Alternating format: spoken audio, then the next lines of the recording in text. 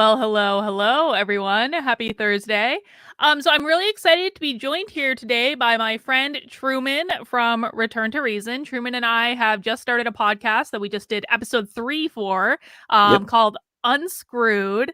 And it's Truman and I having a long form conversation for a couple hours, shooting the shit about everything that we think is wrong in the country and all the concerns that we have, and trying to unscrew the country. But it's a little bit more of like a relaxed conversation. If you guys have seen some of the episodes, I'm going to be dropping some clips from the episode that we did that we posted yesterday, which we recorded on Sunday. So you'll be able to see it's a little bit more different than the content that I usually do. It's just more relaxed, more long form conversation.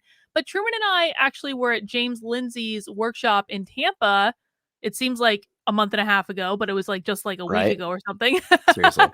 But like we were just like at a bar having a couple drinks, and we were talking about just like my journey, and we were having a conversation about like some of the perceptions that people have based on the tactics that I use sometimes. And frankly, like I trust Truman implicitly. He's a really good dude. Truman has a way of, and I promise I'm not trying to kiss your ass or anything, but Truman has a way of asking questions and thinking about information, and just some of the things that he was articulating to me about why he thinks I do what I do.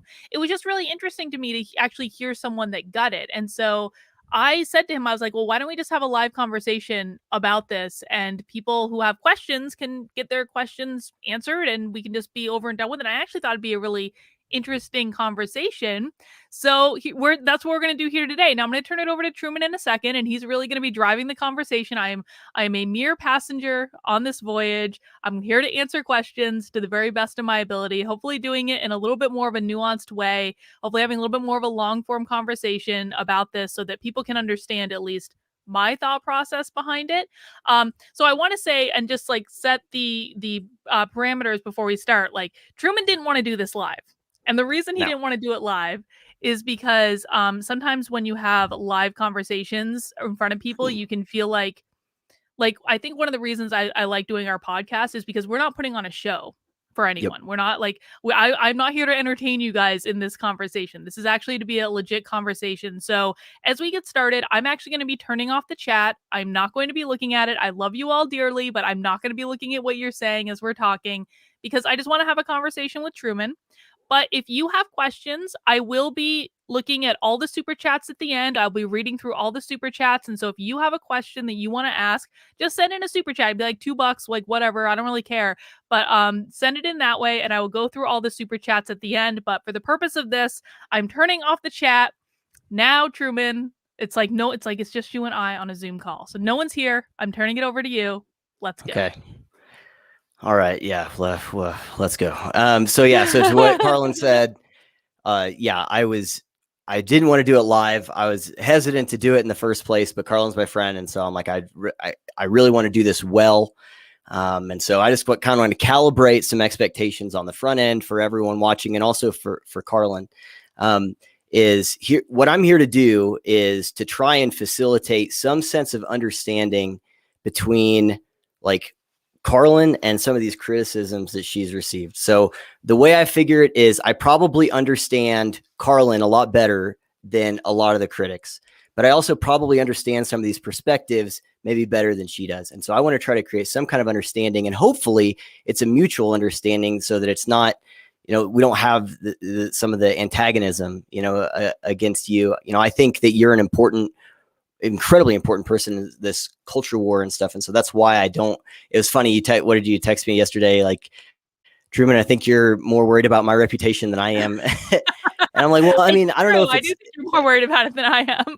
Well, yeah, I mean, that's certainly part of it. But yeah, I think that there are some misperceptions out there that probably inhibit the way like people who would maybe be on your side otherwise or whatever. And so I just want to calibrate people's expectations. I'm going to apologize ahead of time, both to you and to the audience.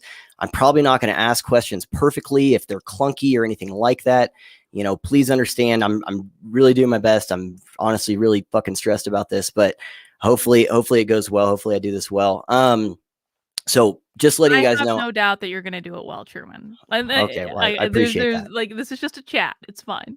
Fair enough. Fair enough. But I want to let people also know what I'm here to do and what I'm not here to do. So I just said kind of what I'm here to do, and we're going to go through Karlyn's journey and just maybe everything that brought her up to this point. And there are certain aspects to that I think inform, like whether it's the strategy or the focus of the tactics that people might not consider.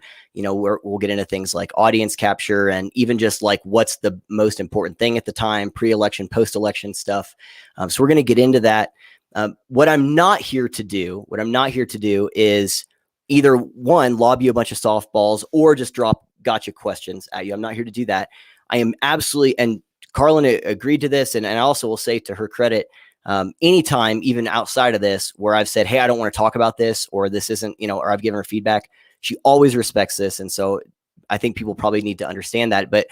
And we're not here to talk about any specific Twitter spats, know people's names. We're not going to. So Nope. if you're wanting to put people's names in questions, don't. Like, that's not what we're here to do. I have no interest in that whatsoever.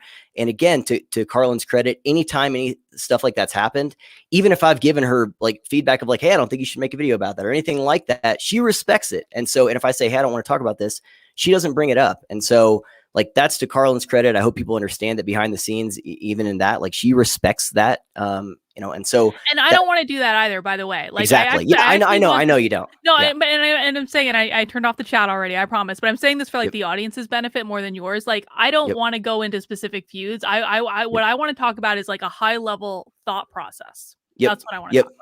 Exactly. So that's also not here to do that. And the other thing is, so I opened up, my DMs for people to submit questions and stuff. I'm not going to get into any like speculative accusations or stuff that I don't know anything about. So if you were hoping that I would address some, oh, we think Karlyn did this or this, if I don't know anything about that, Truman, we're not I'm a talking about Fed. that. Right? I'm a Fed. Haven't you heard? I'm a Fed. Oh, you're a Fed? All right. Apparently. Okay. Well, that's one of the things we will not be addressing is whether or not you are a federal agent. I'm not a federal agent. So with that, hopefully that helps calibrate some expectations for people and maybe sets the stage a little bit. However you want to kick it off, Karlyn, in terms of just thinking about your specific journey and even just starting with the Medium article and stuff, how would you, like, if you were to just say, how does that inform maybe where we are, this situation of just like, who your audience is, who are the people who especially gravitated to you initially, and what that was like? Can you talk a little bit about that and just maybe set the stage? Because we're going to move a little chronologically here. Yeah. So let's start there. So we're going back to February 2020 when I went to a Trump rally as a Democrat of 20 years, was already pretty much on my way out of the party anyway, because I had gone through this 6-month process of waking up, red pilling, if you will, and was already kind of there. But I went to this Trump rally and realized how much just like everyone had lied about who Trump supporters were, because they were really great. If you just Google my name in Trump rally, you'll find the article if you haven't read it already, because it went viral, and I didn't expect that at all. I mean, like when I originally wrote the article and I put it on Medium, which is a website I didn't even really use. I was mostly just writing for people in my life. Like, I thought people in my life might read it. I didn't think 3 million people were going to read it. Like, that was not even in my vein of expectation at all.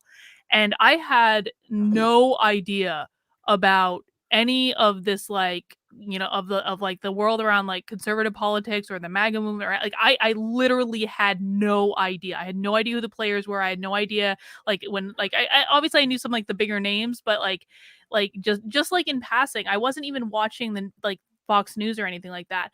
So I wrote this article, it went viral. I had I didn't have a platform in politics at all. I hadn't tried to build one. I had like way back in the day when I first graduated from college, I was writing a lot about politics, and I've always been really into politics and like the news. But for the last several years leading up to this whole thing, I really wasn't paying attention, and that was purposeful. I was doing other things in my life. And so when the article went viral, it was like a bomb got dropped on my life. And especially when you write an article like saying I'm leaving the Democratic Party and Trump supporters aren't Nazis. Like, when I say a bomb got dropped in my life, like I was having panic attacks daily after this article went viral. And like it was a really weird time. And some people think like, oh, like it went viral, that's awesome. Well, yeah, it is cool when you're prepared for it. Hmm. It's not cool when it fucks up your life, for lack of a better Sure. term. So I mean, like, all of a sudden I got booted out of the closet as someone who was like, oh, you don't think Trump supporters are evil? Like, I lost all my friends, like my family did not react to it well. And it was insane. But like all of a sudden I had all of these people, like I had started a YouTube channel like a month and a half or something like before, like not that long before that, just to talk about workplace related stuff, because like that's what I was focusing on at the time. I was, while I still am technically an organizational psychologist, I still do work in that area. But like that was my main focus, was the workplace, creating better workplaces, creating more resilient workplaces. So I'd started this YouTube channel to kind of talk about it. And all of a sudden I had like 6,000 subscribers on this channel that weren't interested in hearing me talk about workplace issues. And so I was Hmm. like, okay, like what do I do now? And I mean, I guess I could have, and I still do sometimes talk about workplace issues, and maybe I should talk about them more. But like, all of a sudden I had this audience that just did not want to hear that. And I was like, well, you like talking about politics, just talk about what you think. Just say what you think. And that was kind of like my initial thought, was that why don't I just say what I think? And I actually remember I DM'd with Zuby a little bit, because Zuby had actually started following me before this. And I DM'd with him a little bit, and I was just like, you do all sorts of different things, like you talk about different things. Like how do you integrate these things? And he basically just said that. He's like, just be yourself, just Hmm. talk about what you think. And so that's kind of what I decided to do. And I also think that you know, I have always said from the very beginning that I think that that article didn't come from me. I think it came from a much higher power than me, than all of us. I think it came through me. I didn't even remember writing it. I wrote it in like 20 minutes, and I think that sometimes when things hit like that, like it really had nothing to do with me. It was a message that a lot of people needed to hear, and it came through me, and that was like a really humbling experience. And it also made me believe, and I still do believe this, that like this is all happening for some sort of reason. Like I Sure. do believe that. I believe that I'm in this position for a reason. And so all of a sudden I was doing all this stuff. I was like on all these shows, and my platform was just like growing, growing, growing, growing, like so quickly. And I think, I mean, the audience that I attracted, I mean, and then obviously I started doing stuff with Walkaway too, and maybe we can talk about that. But like, I think that the audience that I attracted, I think I did attract walkaways. I think absolutely, I think there are a lot of walkaways in my audience, people who like maybe were more politically homeless. They feel like they had a similar journey to what I did. But I also attracted a lot of conservatives. And that's fine. I have no issue with like most conservatives. Most conservatives are really nice people. But the problem is that a lot of those conservatives thought that they converted me, Hmm. and then they wanted me, like it was like one of those situations where you look at some of like I'll say her name because I'm not in a feud with her and never have been, like Candace Owens. Like Sure. Candace Owens is someone who left the left and became a conservative, right? Right. And so I think that sometimes conservatives have this perception of like, oh, we got another one, we converted another one. Well, that's a problem, because I'm not a conservative, and I never Yep. have been. And so like in this journey of like just like deciding that if I was going to do this online content thing, and I was just going to say what I thought, and come hell or high water, like I was just going to say what I thought, like it's a weird balance to go through, because, and we'll get into this more as you ask more questions, I'm sure. But like I was traveling with Walkaway for doing rallies all over, trying to essentially get people to leave the Democratic Party and hopefully vote for Trump. That was what I wanted at the Yep. time. So that was a priority. I also was trying to walk a tightrope of talking about issues that I thought I aligned, and still do, frankly, align with conservatives on. But I was also avoiding talking about issues that I do not align with conservatives on, or that I would piss them off, frankly, because it wasn't the most important thing at the time. The election was the most important thing at the time. And so like when all that ends, and all of a sudden, and I was very consistent. I really think I was very consistent about all of this. I've always said I'm a liberal. Liberal means liberty. That's what it means. And that's what I've been all my life. And that's what I continue to be. And I've been very clear that I was never a conservative, but a lot of people seem to think that I converted to one. And when I started, saying things that weren't conservative, like I would hear about it all the flipping time. And so at some point, like, there has to be a decision about, am I going to be true to myself or am I going to grift to what my audience wants? And I started this saying that I was going to say what I think, that I was going to be true to myself. And that's the path that I've continued to try to go down ever since. Sure. And so I remember I was listening to, I think I even told you about this in Tampa. So Bridget Fedesi did this really cool interview with Glenn Greenwald not that long ago. And they talked a lot about audience capture and becoming beholden to your audience. And one of the things that I forget who it was that told Bridget this, and she said it was really important, is that she realized that it wasn't just what she was saying, but what she was not saying that was creating some of that audience cap. Now, Bridget she didn't have like this goal of trying to get people to vote Republican. And so like that realization was different for her because she was like, oh, I need to also like think about what I'm not saying. But it sounds like what I'm hearing you say is, you were in some way on mission whenever it comes to the election, whereas like the most important thing is not talking about my perspective on abortion, or the most important thing is not talking about my perspective on healthcare or something like that. It's just trying to make sure Trump gets reelected. And so I can see how some of those perceptions would happen. And even just like the walkaway events, I mean, the one that I went to whenever I saw you in Omaha, they're handing out sheets to sign up to vote, become a registered Republican and stuff. And so, and I think that plus you're associated, and I'm going to get into some other parallels with Dave Rubin here in a little bit, who is also someone I really respect and like a lot, is, Dave brought you on his, the Rubin report pretty early after this Medium stuff. And Dave is someone who kind of converted, so he's someone who still holds he'll still say he holds a lot of his values, but there have been things that he has shifted on. And so, and he's been pretty open about that, and so it makes sense that people would have a perception of she's, Google gobble, one of us kind of thing.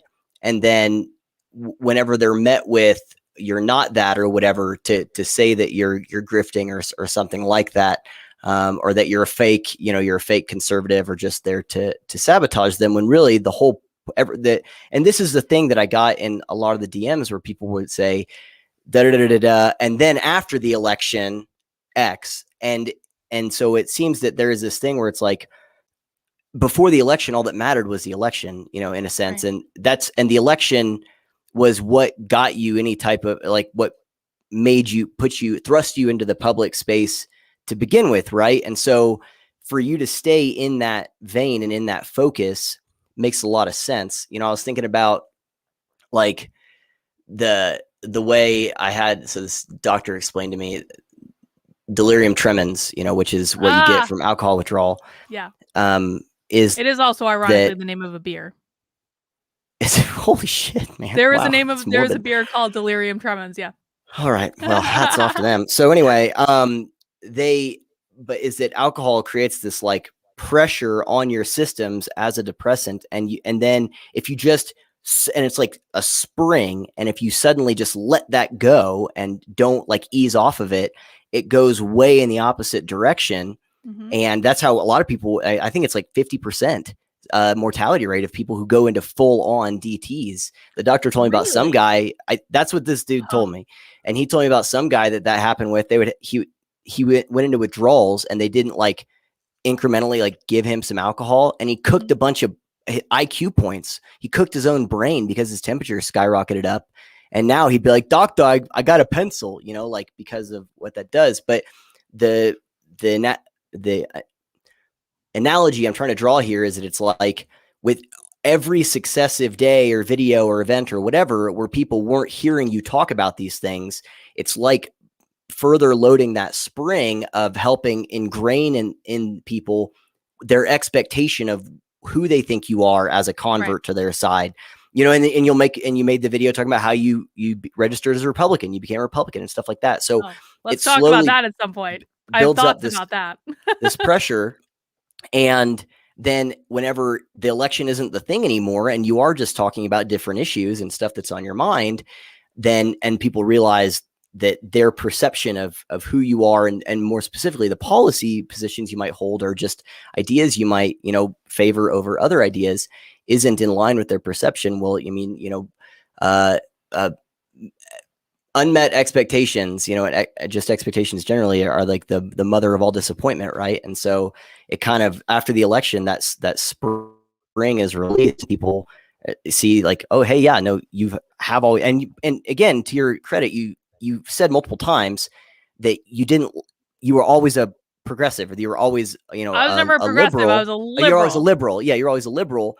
Don't Um, mispolitical label me, Truman. Correct. I apologize. I apologize for misideologically gendering you. And so, but like, and so you said that, but you didn't get into those specifics. And so it seems like that. Like, do you think that's probably part of the thing that happened there? Yeah, I mean, it's actually not true that I didn't get into the specifics, though. I mean, I think listen, there's like so much to unpack in what you just said. So first of all, like, I mean, so when most people hear from me, it's this, right? It's like I'm doing a video, I'm talking about something. Well, I might do two videos a day, maybe on like an average day. Like, so that's two topics that you're hearing from me on, and they probably are the things that I'm just thinking about, the things that are most top of mind. So it's not like every single day I'm going into every single issue that I care about and why I care about it or why I don't care about it or why it's a priority to me or why it's not. And so it's like people think that like this is what people have to work with, right? But I can't make a video every single day about like every single opinion I have on every single Yep. topic.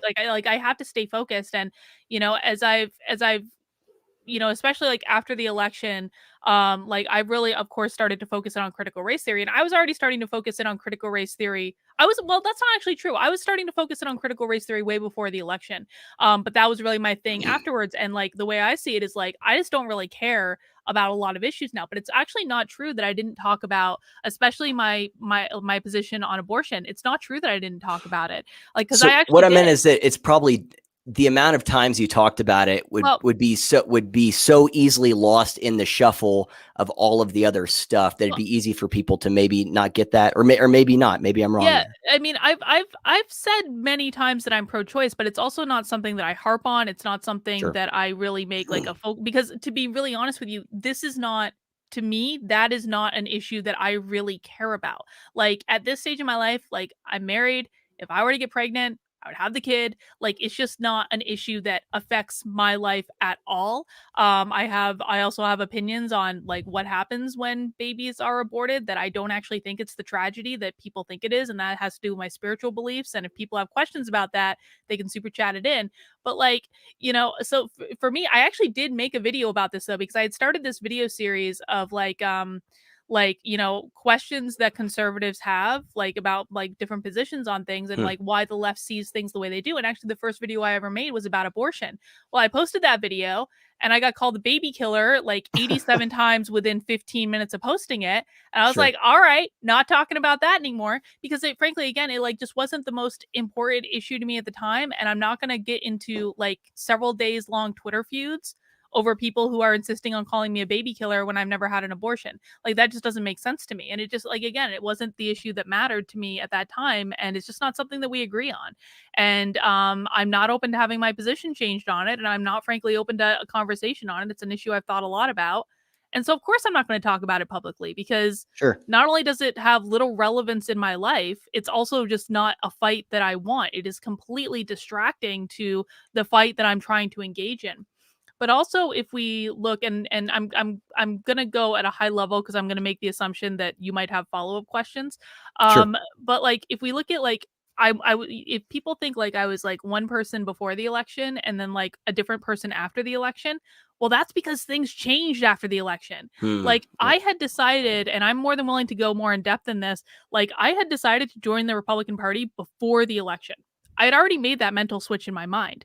And so for me, like the switch was already there. I just hadn't gone to town hall to fill out the paperwork yet, right? And so like, but after the election, and I was vocal about this. I made many videos about this. I tweeted about this all the time. This was something I was talking about. I started seeing what I'm going to call like the de-evolution of like the Republican Party and the MAGA movement. Like, and Yep. once Trump left office, it was a completely different thing. And I got to tell you, like I so desperately wanted this whole idea of like the big tent to continue. Like, and in some respects, I still do desperately want that. I just don't see that happening right now. And so at some point, like, I had to be true to myself and say, like, when I officially joined the Republican Party, it was after I got back from CPAC, and Trump made a great speech at CPAC, and I saw the numbers at CPAC that basically said that like Trump was considered to be the head of the party. And then you just see these Republican politicians continuing to throw people under the bus, continuing to ignore the voters. And also on top of that, I was working on this bill in New Hampshire in which my Republican governor completely skewered the anti-CRT bill, and I saw the inner workings of the Republican Party here, which was basically that they're shills. I'm sorry, they're shills. And like people might not like that information, but I saw how the sausage is made directly. I don't like it. I didn't want to be any part of it. I didn't see the big tent MAGA movement that I experienced before the election continuing. And I was just like this was a horrible mistake. That's honestly how I felt about joining, like ultimately like officially joining the Republican Party. I was like, this is like a horrible, horrible mistake. And so around the same time, like I had been hanging out with the libertarians in New Hampshire and just like spending some time with them and getting to know them because there are a lot of them in New Hampshire.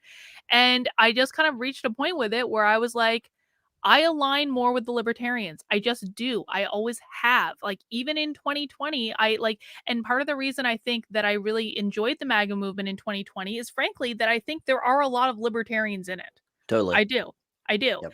And so for me, like if I had to decide between like the two major parties and the people who are like supporting Trump, there's a lot of like libertarians in it. Well, that made sense to me, right? But after the election, if I just see the Republican Party screwing up and the MAGA movement basically dissolving and turning into something I don't even recognize anymore, and on top of that, I'm getting to know the libertarians, I'm getting to know the Mises Caucus, and oh, I align with them on almost every single issue.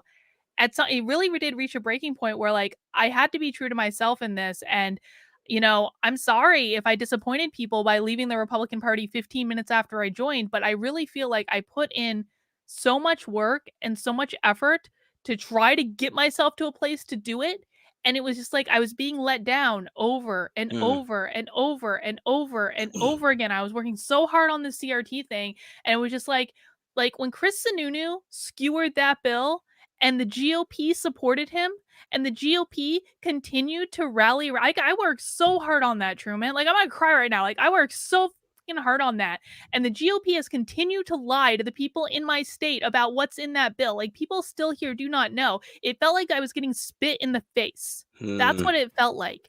And like, I can't be associated with that and look myself in the mirror every day. And I can't authenticity to me is very, very important. And it would be my very definition of like a nightmare to get up every day and to pander to this audience that just wants me to say like conservative talking points. And I'm not saying that everyone like in the audience or people watching like they want that. I'm not insinuating that, but a lot of them do. And so like for me, that's my very definition of a nightmare. I cannot imagine like getting up every day and just saying the things that people want me to say. Like I could do it. I said many times throughout 2020, I'm like, if I was really a grifter, I'd just make rah rah Trump videos every single day. I'd make a ton of money. Yep. And you would. But like I can't live with myself doing that, and particularly not with where we are now. Yeah, so there's a lot there. And I do want to come back to that feeling of betrayal and being let down by the GOP and stuff, because I think there's some really interesting parallels there that I want to get into at some point. But I don't want to get there just yet. But I think there's actually there's a really interesting point to be made there. And there's also, I think, other people that experience that we can use as examples of just kind of what this looks like as well. But we're going to come back to that. That's in the notes. So let's get to. So you said didn't want to keep pandering to people, and I did keep, like, especially if you're thinking after the election. But even before that, if you're thinking of just how you talk about some of this stuff.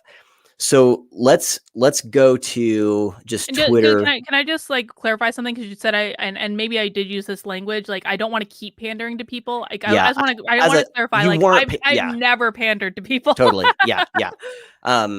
Yes, fair enough. And as I said that, I'm like, that's not okay. But yeah, so you didn't want to basically keep just not talking about this other stuff because the election was over, and you know, like you said, rah rah Trump GOP stuff, especially as the GOP starts just completely shooting itself in the foot, the knee, the ankle, you know, the Achilles, everything everywhere. And so yeah, but I want to come back to that, but I want to talk about Twitter for a little bit and how, like, you know, you said there are people who had certain expectations of you, right? Like that they thought, and we kind of got into how that would happen. And fair enough. I think it's safe to say that it was probably reasonable for people to have some of these expectations, especially if they didn't like religiously watch every video that you made, right? That they would think that maybe you were a convert. Now you might disagree with that, but I'm saying a low information diet person. I mean, is it reasonable for people to think you're a libertarian because you have a beard? I don't know if those are one for ones, but let's just say for the sake of argument that some people honestly held like those beliefs. They can think whatever they want, whether or not I think it's reasonable that they think that Totally. is a different thing. They And can I'm not saying it's a well-informed whatever opinion. yeah. I'm not saying it's a well-informed opinion. That's why I'm saying if a low information diet person, which by the way most people are, yeah. And we've talked about that before, even just in Unscrewed and other places where it's like not everyone, people don't have the time to sit and just listen to all of this stuff all day long, and so like they might very well just, oh hey, I saw this one, you know, she made a PragerU video, I read that Medium article, you know, and that's it. She must be Dave Rubin had her on, so she must be a convert or whatever. So let's talk about just Twitter and just how, like, because a lot of the stuff I got from people were things like, I'm a conservative. It's on Twitter. No, no one used those words. I'm kidding. But they didn't use unsimilar words of just like, of I'm a conservative and I felt, and I supported Karlyn, even though I know even though I don't agree with her on all of these things. Like I got many earnest things where it was like, but basically the gist of what they said is it felt like she was taking her frustration with the GOP or with, you know, the establishment Republicans out on someone like me, even though I am on her side and I am okay with having these disagreements.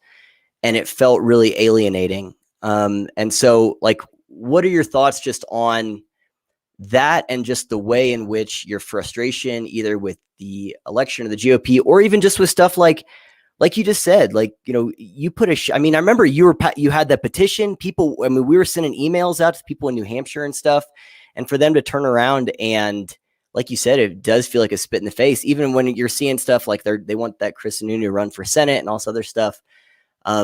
That's monumentally frustrating and hurtful, I think, to be honest, also.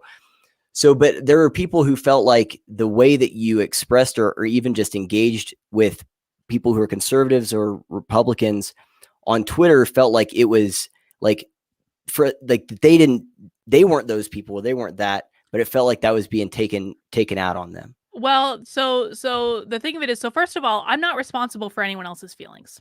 Sure. I'm sorry, like, just flat out, like, I'm not responsible for how anyone feels about anything, and I'm particularly not, like, Twitter is such a cesspool. Like, I'm particularly not responsible for the feelings of anonymous people on Twitter who I probably have never even spoken to directly and don't know who they are. And I'm sorry if people are offended by things that I say on Twitter, but the fact of the matter is that most of the people on Twitter are anonymous. Most of the people on Twitter don't speak up. And so if I tweet something out and I have like 81,000 followers or something, and people are offended by that, 99% of the time, I'm not hearing from those people. 99% of the time, I have never spoken to those people. 99% of the time, I don't even know who those people are. And so they're getting offense to something based on something that I said in general, and they're taking it as a personal affront. And it's like, I can't account for that. I am sorry. Like, I cannot account for the personal feelings of 81,000 people. And I can't account for if someone takes something that I said personally when, like, I don't even know you. Like, I have never spoken to you in my life. Why would I be directing this as like a personal attack on you? But I will say this, I'm not just frustrated with the GOP leadership. I'm extraordinarily frustrated with the GOP base that continues to vote for these people in office. And frankly, like, a lot of the people who I have been more severe with on Twitter have flat out said, I'm going to vote for Chris Sununu anyway. Well, fine, but you and I are not on the same team. Hmm. Like I like in terms of like if you want to talk about audience cultivation, like one of the things I want to work on is creating more people like me. Honestly. Like there need to be more this is what I hear all the time from people, like there need to be more people like you. There need to be more people like you. Fine, I agree. People, and what I mean by that is people who are willing to like stand up and fight back and put a stake in the ground and do what's right and not be afraid and not back down and all of this stuff. That's what I mean. And if I have someone in front of me that's saying, "Well, I know Chris Sununu supported the Democrats, but I'm still going to vote for him anyway because he's the lesser of two evils." We're not on the same team. You are not going to be me because I'm going to put a stake in the ground and say I will not vote for someone who supports critical race theory. I will not ever vote for someone like that, and you shouldn't either. And in fact, I'm going to do everything I can to make sure Chris Sununu doesn't get elected to Senate because I don't trust his vote. He has already Hmm. shown us that he's going to throw Republicans under the bus to vote for Democrats anyway. If you want to vote for that, that's your business, but you're spitting in my face when you do it. And don't come to me and tell me that you care about critical race theory and you care about indoctrination that these kids are undergoing in school. Like, I don't even have kids. Why do I? And I'm getting heated because, like, this is honestly how I feel about this group of people. Sure. Like, I don't have kids. Why do I care more about what's going on in the schools than you do? And so, for anyone who might feel offended about something that I said on Twitter, I'm sorry, but I'm a lot more offended that you are continuing to vote for people that put this stuff in schools in the GD first place. So fair enough, but I think we might be talking about two different groups of people. And the first thing I'll say is, I'm not sure that it's a valid defense to say I'm not responsible for someone else's feelings, right? Like if my wife walks in the door and I throw a rock at her and I call her a bitch and then she gets mad, I can't say, well, I'm not responsible for your feelings. I'm not saying you do that, but I'm saying like we obviously know that the things that we say and the way that we say things has implications and reasonable implications depending on the circumstances. I have to push back on that. I Sure. mean, no, Okay. like I legitimately do not believe that I'm responsible for anyone else's feelings. I No matter also what, like believe under no no, circumstances. no. You know what? And because I also don't believe that other people are responsible for my feelings. Like my frustration at the GOP base, that's my problem. That's my problem. My frustration at the people leading the GOP, that's my problem. And like listen, like I wrote a whole freaking book about this. Like how like there's a whole chapter in my book about if you are having negative feelings, here is what you need to do to change it. I do not believe that any person, no matter what they say, no matter what they do, no matter what attitude they have, no matter what they tweet on the internet, I don't believe that any person is responsible for the feelings of anyone else. We are all individuals. We are all responsible for our own feelings. We are all responsible for our own perspective. I think that the people that I piss off on Twitter could very easily change their perspective to say, maybe there's valid reason that she's pissed off at the GOP base since they're completely undercutting all of the work that she's trying to do and killing herself to do. Maybe there's a valid reason that she's pissed. Like Sure. I do believe that people can easily do that. Now, if we disagree on that point, it's fine to disagree on that point, right? But I will not take responsibility for other people's feelings. And I certainly will not take responsibility for the feelings of anonymous people on Twitter who are hiding behind an anime icon who won't even reveal their real name. Like that's their issue. And again, I'm sorry if they feel pissed off, but go meditate, go take a walk, go eat an ice cream cone. Like do whatever you need to do to not be pissed off, but like it's not my fault that you got pissed off. So let me ask you a follow-up question on that because I'm Sure. I'm trying to understand this. How do you map that perspective onto your marriage, for example? So what if Victor tells you, you said this thing and it hurt me? Like, do you tell him I'm not responsible for that? Deal with it? Like, genuinely? I mean, how do you map that onto relationships? Because that seems totally Victor, unsustainable. well, no, Victor and I have actually had that conversation before. Like, I would expect the same thing from him. It's simply like I'm not responsible for his feelings. He's not responsible for mine. But I will say this: I have a lot more vested interest in my husband being happy than I Sure. do in an anonymous person on Twitter that I've never talked to. Because you got Totally. again, like I need to really emphasize this.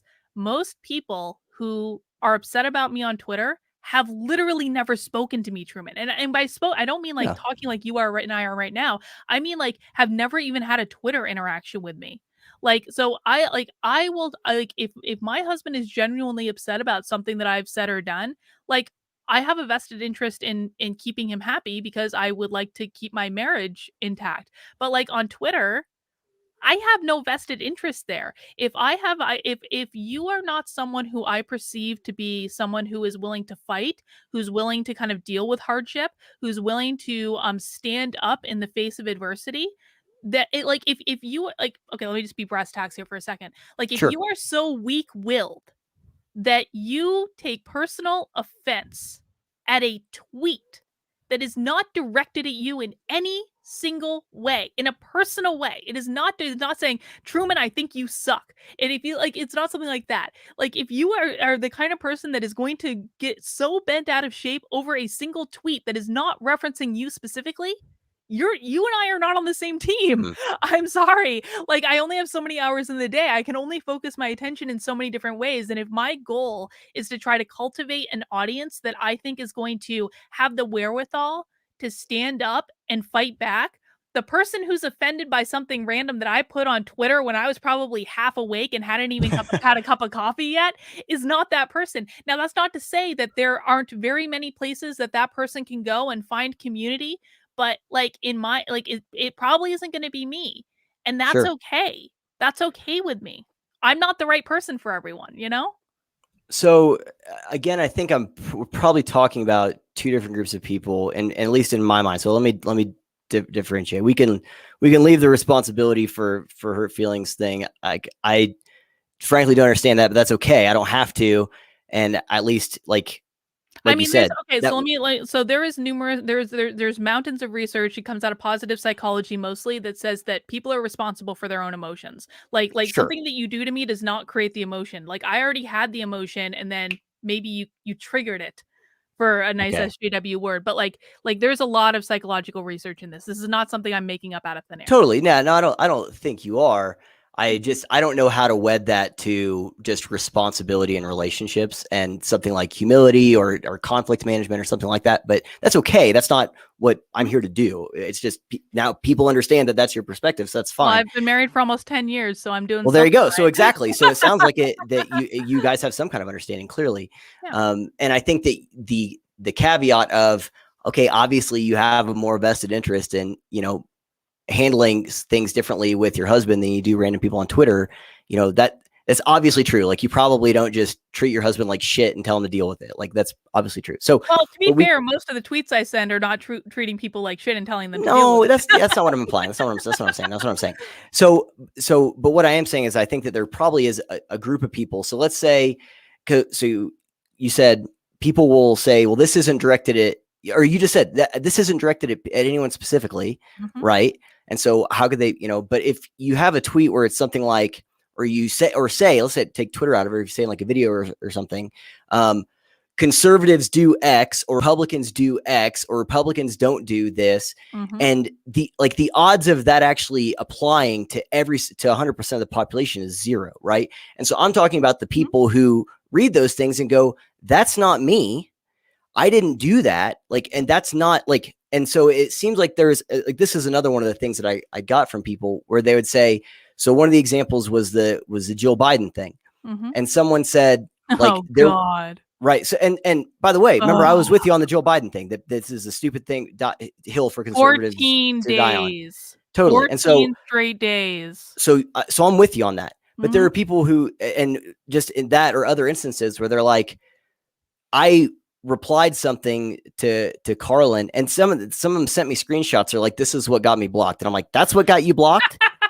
And Okay, and so, hang no, on. but here's what I'm Okay. saying. So that is there at least a possibility that the number of people isn't zero that might have got lumped in with the people that you were actually talking to?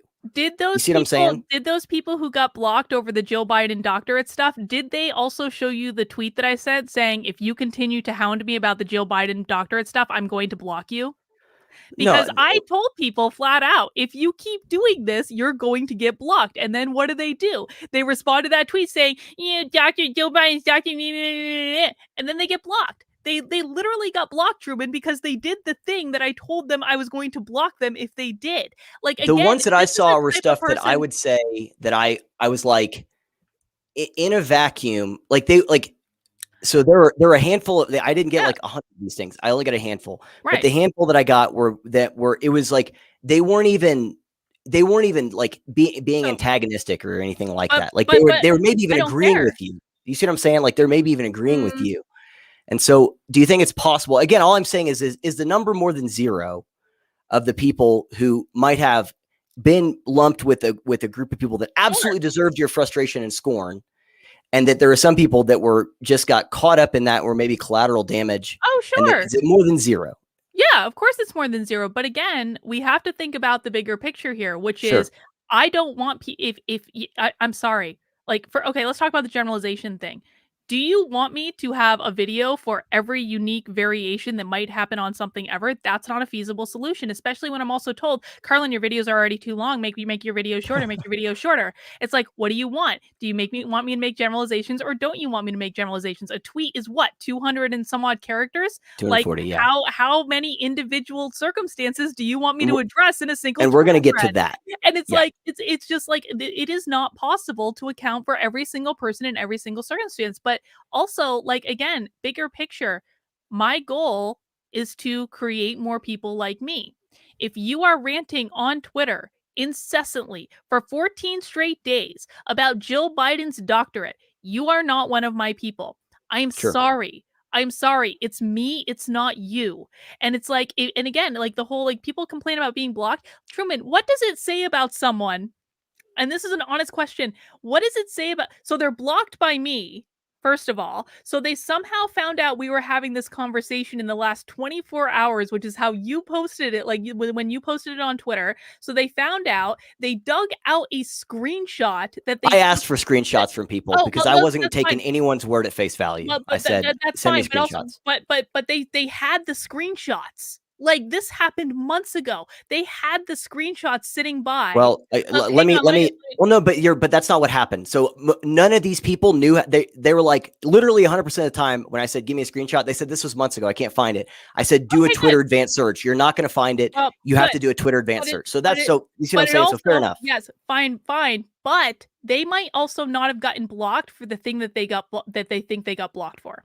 That's another thing, is they may have tweeted something completely different than what they sent you to, because and I've dealt with this time and time again. Like, I get, like, sometimes people will reach out to me, "Karlyn, can you just unblock me?" 99% of the time, if someone reaches out to me and asks to be unblocked, I will unblock them, and usually no questions asked. But I do also do the search, and every single time that someone has said, "Well, all I did was disagree with her." No, that's not all they did. Sure. That's Yeah. No, that's like not a all kid they coming home from did. school. I did nothing, and I got Yeah. detention. And so, Fair like, enough. like, do I feel badly about this? No. I'm sorry. No, I don't. Because we are just, like, you are not my people. Yep. And I know that hurts. And I know, especially, like, if you feel like we had some sort of rapport because you watch my videos and I act like I'm, like, talking to you, like we're, like, best friends in the videos, because that's just, like, how I do things, and you feel like we're friends or something, and I block you, I'm sure you're probably really, really offended. But I've never talked to you. I've never spoken to you. I said very clearly, like, that Joe Biden doctor incident was one of the incidents, because I was getting harassed on that simply because I have doctor in my Twitter handle. Like, I was Mm. getting harassed on that for, like, days at a time. Like, and that was when I didn't even start speaking about that at first until I was being harassed for a day and a half for having doctor in my Twitter handle, which I don't even take seriously, and never make people call me doctor unless they've pissed me off. And it's like, and it's like, so I've already been harassed for a day and a half about this. I start tweeting out that if you keep bringing this into my feed, I'm going to block you, because I laid a very clear expectation, and then people keep doing it. And it's like, Yep. at what point do you say, like, you were warned? Like, you can literally look in my Twitter feed and see people harassing me over this. This is not happening in the dark of night. Like, it's happening in public if you want to look. And this is the other thing they always say, Truman. They're always like, "Well, I don't see it." Okay, well, look in the thing I'm telling you to look at and you'll see it very clearly, right? It's Yep. like they're choosing not to look. And so at some point I have to say no. Like, this is not, you are not in my audience. Like, and I'm sorry, it's me, not you, but this isn't going to work out. And again, I'm completely okay with doing that because I have a very specific thing that I'm trying to do. And if other people, like, are not aligned with that, I hope they go and find community somewhere else, but it's not going to be with me. Sure. And I think, I mean, all I was really trying to get at is it more than zero? And I think, So fair what? enough, it is. And Well, I but no, and no, I also wanna push back on that idea though. Like, so what? Like, I have 81,000 followers on Twitter. right. So No, what? I Like, promise I'm going to get to that. I promise I'm going yeah. to address that point. Is that even in something like where someone, if you say, "Hey, don't bring this up," because Mhm. a lot of the stuff I saw where people were like, it was clear they had good intentions, but at the end of the day, you said, "Don't bring it up." Yeah. Um, and that gets back to kind of what you said. So this is where I'm saying, like, you've said you want hell yeses or hell nos, and Mhm. there is a bit of a sorting mechanism here, and kind of with what I mentioned about the DTs thing, and how you just said, like, you can't make a video to address everything. You can't reply to every single tweet with a person. You have to rip the band-aid off in some form or fashion to accelerate the process of helping deal with the fact that there's a lot of people in your audience that probably have a misunderstanding of like who they thought you were. I thought you were a convert or whatever. And the odds of you culling that part of your audience without there being some collateral damage is very low. Like, there's going to be some collateral Yeah. damage, but that just kind of is what it is. Is that at least fair to Well, say? Is that just kind of is what it is? no, it's very fair to say, but I will also add to that that I have had a handful of people reach out to me, send me emails saying, "Karlyn, can you just unblock me? Come on, like, can you just unblock me? I'm sorry. I know I said so." Like, even people who have said really, really like really offensive things have emailed me saying, "I know I said something stupid. I'm sorry. I won't do it again. Can you just effing unblock me?" I will unblock them like 99% of the time unless I like really look at their thing and I'm like, "No, I don't want to be associated with you." But like most of the time I will. And anyone can do that. And again, it's like if I'm trying to build an audience that like the whole idea of it is around self-empowerment. The whole idea of it is about standing up to people, about speaking out, about expressing yourself. Well, if you can't if you're really so upset that I have blocked you, that you cannot send me an email on my publicly available website and say, like, even to tell me off. Like, I've had people sending me emails, like, telling me off for blocking them. I'm like, and I email back, I'm like, okay, well, you reached out, unblock. Like, if Yeah. you can't, if you don't then you're not, like, we are not aligned. Again, Yep. mistakes are like, I'll admit that, like, people have gotten blocked unfairly. Fine. Sorry. But at the end of the day, that is a fixable problem if you're willing to behave like a reasonable person. And if you're not willing to behave like a reasonable person, or you solve it by going and following a Twitter account that's stalking me and Yep. engaging in that, that's not reasonable behavior. I'm sorry. Yep. No, no, that's fair. And again, so anyone watching this, at least it's not about, I mean, you can correct me if I'm wrong here, but Mhm. this is about people just trying to understand, and and like you just said, send me a DM, send me an email or something like that, and we can Well, they hash can't it send me a out. DM because I block their asses, but they can send me an email. Yeah, fair enough. They can send you an email, and at least hopefully people have some better understanding of just the the process here, and how you only have so much time in the day, you only have so much energy, and you can't respond to every single thing. If you feel like you're in the collateral damage there, then fair enough, like, reach out. And it sounds like you will at least engage and try to see if there is a mistake that was made. Like I said, if someone reaches out, that goes a long way with me because you're being proactive. And that's what I want at the end of the day. I think that's something that, the conservatives that get, and let's just be honest, they're mostly conservatives that Sure, get pissed at totally. me. Like they don't understand that like I actually do want them to succeed. I really do. I want them to be so much better than they are. I will be their biggest cheerleader if they stop fucking up. Like I like I really will be. But like at the end of the day, they have to take responsibility. Aren't conservatives all about putting yourself up by your bootstraps, taking responsibility? If they're not Yep. taking responsibility for their actions and they're just complaining on Twitter incessantly, and I honestly, Truman, think that like it's a little ironic, and I don't blame you, and I know where it's coming from, but I do think it's ironic that like we're focusing so much on Twitter. Twitter is a hellscape cesspool of a website. Like Yeah. it is not real effing life. It is not. True. There are so many places that I interact with people that are not Twitter. And Yep. it's like, and honestly, it's funny a lot of times because people, I think a lot of times on Twitter, people bring their worst selves. and frankly, Hmm. me included. Like, let's just be blunt. Like, I'm not like necessarily the most diplomatic person in the world on Twitter, but I do think a lot of people bring their worst, most angry selves to Twitter. And I think it's very easy to project anger onto other people on Twitter. I mean, I can't tell you how many times like I tweet something and I don't even think about it. Like I might even be like half awake in the morning tweeting something and people are like, "Why are you so angry?" And I'm like, "I'm not." And then they say, "You obviously are." And then I say, "I'm obviously not." And then they say, "You obviously are." And then I start to get pissed cuz I'm like, "Why do you think I'm fucking angry when I'm telling you I'm not fucking angry?" Yep. No, that's fair. And I mean, as much Twitter, I feel like we all just have this weird relationship with Twitter because it is a cesspool. It's toxic. It's terrible, but it has so much utility, So it's just walking that knife's edge with it. And so okay, so I want to one of the questions that I got, so that is on this topic, kind of, Mm-hmm. that would be like a criticism, but so on the other side of this, I'll give you my take on this, which I think you will probably like and agree with. It's actually pretty close to what we talked about in Tampa.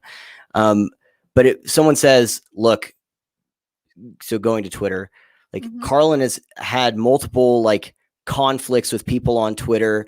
It must be a pattern, which by the way, something can be a pattern and not be a pattern of what you think it's a pattern of. Right. So, but fair enough. And they say, so obviously there has to be something like she gets in the disproportionate amount of conflicts, in terms of the average or something like that. And they're like, what does that say? Like, so to those people, and again, I have my own take on this, which I think I've already told you even, but to someone who might say, well, that just proves that, she just is looking for fight or drama or something like that. Like, what are your thoughts? Again, the specifics don't matter. People just say like the number or something like that, which I don't Yeah. even know what the number is. But how would you answer that criticism or just that critique of how that must prove something or anything like that? Like, what are your thoughts? I think that person has started with a conclusion and then worked backwards and has ignored a lot of evidence that might defy that might challenge their own confirmation bias in that. Listen, I don't look for fights with people. A lot of the conflicts I've gotten in with people, I haven't even effing started. Like they came at me first. In fact, like anytime have had a conflict with someone, they have literally started it. Now, I don't take people's shit. I don't. And I think what people need to understand is that like I didn't I think a lot of people on Twitter who have larger platforms, they got into it to build an audience, right? They got into it. Maybe they want to be a media personality. Maybe they want to be a commentator. Maybe they want to have their own show, whatever it is. Like they are trying to appeal to the broadest possible audience. I am not trying to appeal to the broadest possible audience. I'm Sure. trying to appeal to an audience that I believe can be cultivated in order to fight back against this monster problem that we all have. There are going to be people that fit into that audience, and there are going to be people who do not fit into that audience. And that doesn't make the people who don't fit in bad people. I'm sure they're fine. They just don't fit into what I am trying to do. And so I think that there are a lot of people on Twitter who have like these larger platforms that they're trying to build the broadest possible audience. That's their goal. So are they engaging? Are they calling people out on their shit? When someone comes at them or attacks them in some way, are they engaging in that? No, because their goal is to build the largest possible audience, right? That's not my goal. And so there are a couple things going on here. One, I don't mind losing followers. Two, I believe that, and I feel very, very strongly, and this has to do with like my spiritual beliefs. If someone hits you, you hit back, because if you don't hit back, and it's not a matter of necessarily enjoying the conflict, although sometimes I do enjoy the conflict and sometimes I don't. Sometimes the conflict actually genuinely makes me really, really, really sad, and it's depressing. And there are times when people have come at me where I have gotten extremely depressed. There was a time specifically I basically laid in bed for 3 days and was really, really upset about it. So it's not as though like always enjoy engaging conflict, though sometimes I do because it can be fun too. Sure. It's that I feel very strongly that if someone hits you, you have to hit them back because you're putting a stake in the ground that it is not acceptable to hit me. Because I think that if you don't hit back, and again, this is a spiritual level, I think that we teach people how to treat us. If we Yep. teach people, and especially when it's happening in a public forum, if I teach people that it's okay to hit me and I'm just going to wilt under the table and be like, I'm sorry, can I have another? Can you please hit me again? Like it's only going to keep happening more and more and more and more and more. Like where I'm kind of at these days is oftentimes I'll just block people. There are people that like, I mean, maybe like I might announce that I blocked someone and that someone might say that's conflict, but like I'll just block people and just move on with life. Like I'm not even engaging with this stuff as much as people think I am. So I don't know. I think that's kind of my answer there. Sure. Yeah. And, I had a thought and then I lost the thought. Dang it. It's okay. I mean, a lot of people are trolls on Twitter. No, that was a question. Do you think that like, in some of the cases, I'm not the only troll on Twitter? Like, spoiler. Oh yeah, yeah. No, but do you think in some of the cases that it's possible that the response ends up feeding it and making it like bigger? Like, are there what are the circumstances in which you would just ignore someone coming at you? Are there circumstances where you would do that? There are absolutely circumstances that I've just ignored someone and blocked them. Sure. And cool. and you know what happens? Those people specifically have continued to come at me. Those people still tweet about me. Yep. And so I think that's an important point because people they only see what's there to be seen, right? And so they don't see the instances where you just block someone and move on. They see the instances where you engage. So they might not necessarily have a way to even calibrate, because some of the DMs I got were like, why does she engage in every fight? And my point is, you don't. I don't. But people only see the ones that you do engage in. And so so of course they're not going to see, you know what I mean? So they're not going to see the ones you don't engage in. So it's going to create that false perception. I mean, and honestly, from my perspective, and this is especially true of the people that I have blocked and have tried my level best to ignore, but they just keep attacking me and they just keep saying crap about me. And it's like I want to, like, for the people that are complaining about the fights I get on Twitter, I kind of like look at them and I'm like, these people literally attack me all the time. They literally attack me all the time. Do you see me responding to them? No, you don't. Why aren't you saying the same thing to them? And this is where I do start to get frustrated, Truman, because it's like, I'm not even doing anything. I'm like sitting here trying to do my work, and all of a sudden someone with a very large account tweets about me and how much of a horrible person I am. My whole Twitter feed gets bombed with attack and harassing for 3 straight GD days. No one says anything to that person. Be like, maybe you should stop harassing her. She blocked you effing months ago. No one says anything to them, and they all just come at me and they're like, why are you engaging in conflict? Like, I wasn't even fucking doing anything. I was sitting here trying to do my work and ended up getting harassed for 3 straight days on Twitter because someone else couldn't shut the hell up. So let's just take that and lay it on the side and say that even if we were going to steel man, so opposite of straw man, I love that term. I think it's Brett Weinstein might've been the one who coined that.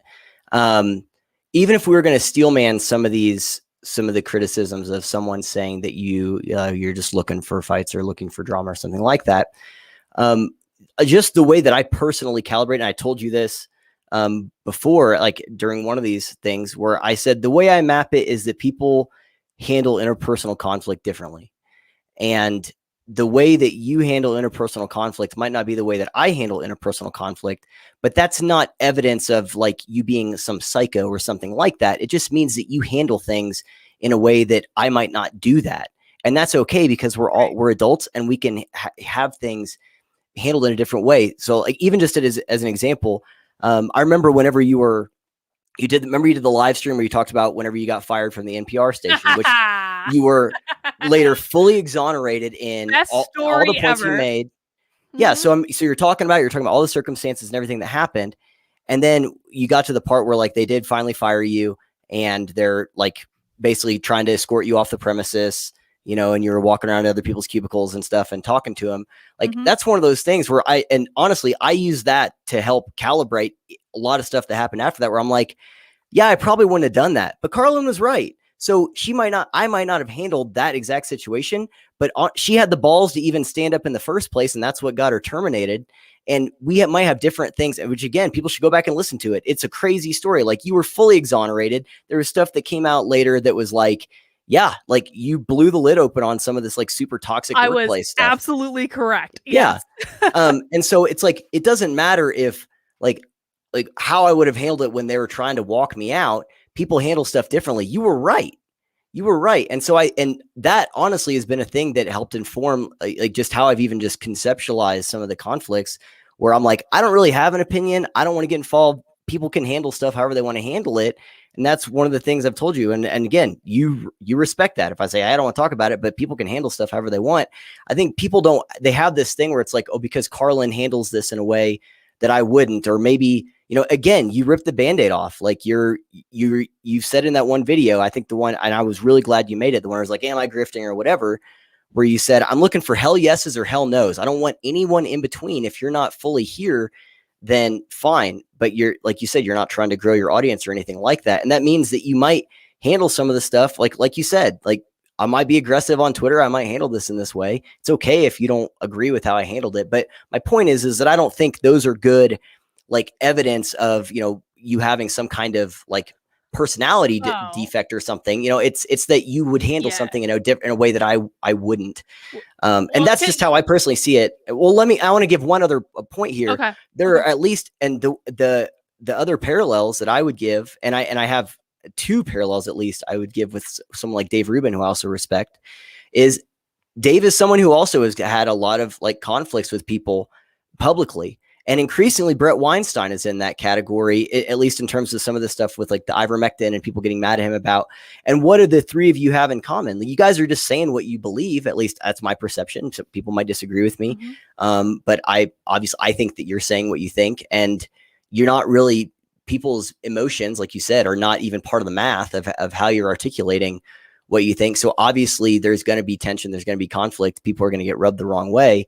But I would definitely not use the fact that Dave has had multiple of these things as evidence that Dave is some kind of like drama seeking crazy person. He's not. It's just that whenever you plant a flag in the ground and especially if you're working some of these things out, if you change your mind on stuff, dear God, there's going to be people that are going to be pissed about it. And then that's not me saying, again, I probably wouldn't handle all these things the same way, but that doesn't matter. That's not the point. The point is just because that's how you choose to handle it, like you're okay with that. You're okay with losing followers. You're okay with pissing people off. Yes. Not only am I okay with it, but I think it's a necessary part of what I'm trying to do, because the fact of the matter is that if I have a community I'm trying to cultivate, and to be frank, like my locals community at this point is like the primary community that I am trying to cultivate. Like the locals community are the people that are like all in, they're ready to go, or having constant conversations about this. That's the main community I am focused on cultivating. That's not to say that I don't appreciate YouTube or Twitter or any of the other things, but ultimately I want everyone that wants to be in my locals to join my locals. And the thing of it is like, if you can't deal with me sending an uppity tweet that isn't directed personally at you, are you going to stand up at a school board meeting and get in your school principal's face about putting CRT in the classroom? Are you going to push back in the work environment? Are you going to lobby your state legislator to try to pass a bill against critical race theory? No, probably not. And I'm sorry, but like at some point, we just have to face facts that some people are built to be fighters and some people are not. And like the people that are built to be fighters, they can fight back in many, many different ways. Like if you want to create an anonymous Twitter account and tweet about CRT all day, more power to you, man. At least you're speaking out. At least you're doing something. But do I think that the people who are getting so offended about a tweet or about a Twitter feud are going to actually do anything to fight back in the real world? No, I don't. And in fact, a lot of times those people are just going to come into locals or wherever else, and they're going to whine and complain, and they're going to say, it doesn't matter anyway. The Democrats are going to steal the election. There's nothing we can do. They're going to be Debbie Downers. And when you get Debbie Downers in a community of fighters, they pull down the morale of the entire effing community. They distract from everything that we're trying to do. Like in the workplace, if you have one kind of like sourpuss with a bad attitude, that's going to ruin the effort of two rock stars. We don't have enough time for this shit. I'm sorry. We don't have time for this shit. And so there has to be weeding out that's done. And again, I genuinely hope that everyone out there finds their community and finds their people. But if you can't handle a tweet, then I'm sorry. You need to go toughen up. Well, and also, I mean, I think even just part of it going to the sorting mechanism part, I mean, I think one of the things that Chris Rufo has said that is so just dead on is you don't have to like your allies. You don't have to like them at all. No. And I think there are too many people that fall into that category where they might say, I'm uncomfortable with the way that, Karlyn says this or went about this conflict. Therefore, they can't, I can't be, ally with her on this specific topic, CRT, for example. And I think that's a very narrow view to take, especially as you said, we don't have time and we don't have the resources, we don't have the people to do that. And I think this is something we've talked about before, where it's like you don't have to even agree with someone on everything. You only have to agree with them on one thing and use them for that one thing, right? Yep. So the example I gave is Yaron Brook. Yaron Brook says things, he's the I think the head of the Ayn Rand Institute, objectivist guy, has a pretty big following. There are things that he says that I'm like, I don't just disagree with that. I find it abhorrent. Like some of the things he says about like religion or Christianity specifically. But you know what?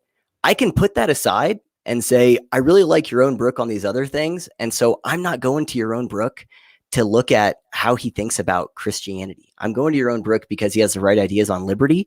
And that's what I want Yaron Brook for. And I think that people have to get past this, and I'm not speaking to any specific conflicts. Are there things where, people might have legitimate grievances or something and with you? I don't know. Probably, just like everyone has legitimate grievances with the odds of it being zero are zero. Right. But people, I think, need to be able to balance that with the broader fight and the thing that matters right now. And it's just like, we are such a small coalition of people across such a vast ideological and personality spectrum. Like we're just not going to see eye to eye on everything. We're not going to like each other. We're not going to be comfortable with each other on everything. But it's like, that doesn't matter, especially for some of these bigger fights like CRT and stuff. It just doesn't. In my opinion, I'm just giving my opinion here for people, but I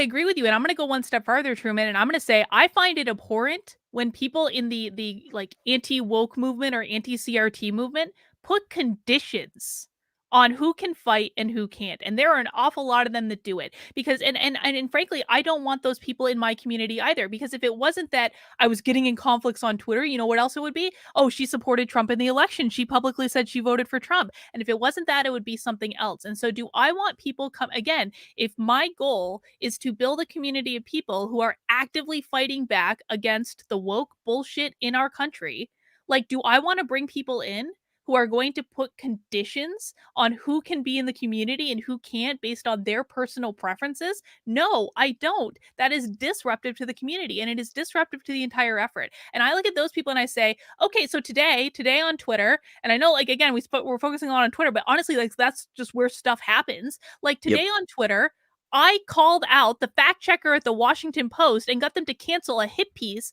that they were doing on Chris Rufo, like, very publicly. This is a really big win. They were going after Chris Rufo again. They came to me to try to get dirt on him. I publicly called them out and they ended up canceling the piece. Would the people who are against me because they don't like that I have conflict on Twitter, would the people who are against me not have wanted that to happen? Would they have preferred that the Washington Post printed yet another hit piece on Chris Rufo? Let's talk about Coca-Cola. Would the people who are against me because I have some conflict on Twitter, did they not want me to share that story? Because that story got 27 million tweets and that training got pulled off LinkedIn. Would they have preferred that story just not happen? Would they like, and this is like, it's like, to me, I look at these situations and I like, conflict on Twitter is so stupid. It's so effing stupid. It's a distraction, in my view. That's why I hate it so much. And this is why, like again, and I want to emphasize, like, 90% of the time when I'm in a conflict on Twitter, I'm the one being attacked and I'm responding to it. And I'm responding to it because I feel like it's necessary to respond to it because I don't want to be a sitting duck for attacks, right? But like at the same time, my preference would be that people just keep my name out of their effing mouths and let me focus on my work. That would be my preference at the end of the day. And if they don't come at me, I won't come at them because frankly, I have bigger fish to fry. And I just have to ask those people, would they prefer that I just like not be around at all? And all of the things that I've done and all of the effect that I've been able to have, would they prefer that just not have been done in the first place? Because they don't like that I'm mean on Twitter? Okay, well then their eye is not on the prize. Sorry. Sure. And I mean, I think that it's fair to say that, I mean, you have criticized people on Twitter. Like, I'll take someone who I don't think has even responded, so that's fine. Someone like Matt Walsh or something. And it's like, it's fair game. If you're in public and you're doing these things, it is fair game that people will criticize you and you will get in some of these conflicts. And I'm not even trying to speak to the validity of those criticisms. They might be great criticisms, they might not be. But my point just is like, I don't like, that's just not the thing. In my opinion, it's just not the thing. And so it's like, I frankly ignore that stuff whenever, if Dave gets into something with Claire Lehman, or Chloe Valdery or something, it's like, I'll look at it and say, okay, maybe I have a conclusion, maybe I don't, but I'm like, that's a distraction. I don't look at it. Same with any of the stuff. Like, that's one of the reasons I sent out the Twitter thing is, I mean, I told you, because one of the things you told me is you probably know more about these conflicts than I do. And I was like, I really don't, because I literally ignore them. If I see any of that, I ignore them. I scroll past my Twitter feed. It's like, okay, Karlyn and this person disagree on something. That's fine. I truly don't care who's right in it. I don't, like, they might be right. You might be right. I don't know, but that's not the thing. The thing is this other stuff. And so I just wish more people would look at it like that. Maybe that's me just saying people shouldn't, criticize or say something if they disagree with it. That's not what I'm saying. I just don't think it's like the best use of our time. But again, if they have a valid thing, you're a public figure, they have the right to do that in theory, if they want to, Well, yeah, well, sure. I mean, you've got a big platform. I mean, you're a public person, you're a public figure. I guess. And so, yeah, like, you're gonna receive those things from people. But but let's talk about the Matt Walsh thing for a second, because people might think, oh, Karlyn was just trying to create conflict to get followers and get clout and all this stuff. I raised $33,000 for Gabrielle Clark's lawsuit, more than any other individual has raised her, like, for that lawsuit, by attacking Matt Walsh and pointing out his utter hypocrisy on the whole raising $100,000 for AOC's grandmother. So did I get to the Matt Walsh $100,000 level? No, because I don't have the email list of the Daily Wire. But I raised $33,000 for one of the most important lawsuits about critical race theory that exists in this country through sheer fucking willpower. Yep. by attacking Matt Walsh and pointing out his utter hypocrisy. And then I did it again with cameras in classrooms. I mean, the fact of the matter is that Matt Walsh kind of effed up the whole cameras in classrooms thing that I was working on, because he shone a giant spotlight on it when it wasn't ready for a spotlight to be shown on it. Like stuff like this, it's skewed. Like, here's why this pisses me off, Truman. Sure. Yeah. I know that that I'm not mad at you. Yeah, I know. I hope not. No, not at all. But like, this stuff skewers real things. This stuff skewers real progress. Matt Walsh just stealing my talking points and going on Tucker Carlson and talking about cameras in classrooms as though he has had any involvement in it at all, which he has not, makes it harder. It actually makes it harder when you're trying to do things. Now, luckily from my end, I already have commitments on a bill for it in New Hampshire, but it's like it is like it's going to be 10,000 times harder to do that now because Matt Walsh wanted to get clicks. And I feel and again, you brought up his name, so I'm going to, like, sure, no, that's fine. I think it's really important to call this stuff out and to point to people who are making progress harder, because the goal at the end of the day should be that we win. It shouldn't be who gets on Tucker Carlson. It shouldn't be who gets the most likes. It shouldn't be who gets the most retweets. It's that we actually make tangible progress. And like, nothing pisses me off more than these people who are just who claim to be, and this kind of goes back to like my issues with like the GOP in general. They claim to be on the correct side, but they are doing absolutely nothing to make tangible progress. And even more so than that, they're actually inhibiting progress through their actions. And I look at like this is what I do. This is the main part of what I do. This is what I am working on. What if we were to fix this problem tomorrow, I would ride off into the sunset. I would go back to my quiet, normal life. Like, we've talked about this. Like, I don't like being in a public figure. I don't like being on video. I don't like being photographed. I don't like any of this stuff. Like, I would go back to my public life, but no, I'm doing this now because it's necessary. Not because I want to do it, not because it's the career path that I ever envisioned for myself, but because it's necessary. And there's so many other people that are in like the same position that are doing this, not because it's necessarily their favorite thing to do in the world, but because it is necessary to do it because we need to win this fight. And then when we have people that are supposed to be on our side actively skewering efforts that could actually make tangible progress, I'm sorry, but that pisses me off. And I don't frankly understand why it doesn't piss off more people. I don't understand. It really does not compute for me. Do you think it's, I mean, so I mean, my perspective is, and I will use Matt Walsh as an example. I actually Yeah. like, I don't think Matt Walsh is trying to skewer like your bill in New Hampshire or anything like that. I think that Matt No, I Walsh don't is think he is. genuinely well intentioned, and so I want to Mhm. separate that. Even if I think his strategy sucks, like I mean, I regularly reply to Matt Walsh's stuff, and I'm like, have you ever had a right opinion on something that has to do with pop culture? So like, fair enough, but I think that I would not go so far as to say, that I think that he's like a bad actor I or don't that think he's he was. trying. I think his strategy might be bad, but I mean, I also don't. I mean, and here's the other part of it: it's like, do I think that he stole that idea from you, or is it I do. like, okay, well, I would say I probably don't, but like, I mean, where fair That's enough. fine. But let's say he did. But let's say he did. But let's say Well, he no, did. here's what I actually think happened. Here's what I think: an intern stole it, because I was using these same talking points all Sure, over the place. He had all my talking points. I but think an intern stole it. But like, here's the thing: I agree with you in that I don't think it's intentional. I agree with that. But this is an even bigger problem though, because Matt Walsh has been around and Matt Walsh knows how things get done and how they don't get done. And when you shine a giant spotlight on something that's going to be controversial anyway, and you say, look over here. And I'm just like, I'm just trying to do this thing undercover and not really talk about it all that much right now because it's going to be much easier to do it undercover. And then Matt Walsh takes a giant fucking spotlight. It's like, look at this. And it's like, come on, man. Come on, really? He knows better. And it's like, and I think why he did it is he wanted clicks. He wanted clicks. He wanted attention. And I'm sorry, I mean that's part of his game, and we can disagree that's a on this. motive. We can't But know it's that also for like, sure, though. I mean, well, that's no, we I mean, can, and we're welcome to have a disagreement about this. But sure. I think he did it because he likes attention, and it drives traffic to the Daily Wire, and it makes the Daily Wire more successful. But I also think that people need to start understanding, and this again goes back to my frustration with conservatives.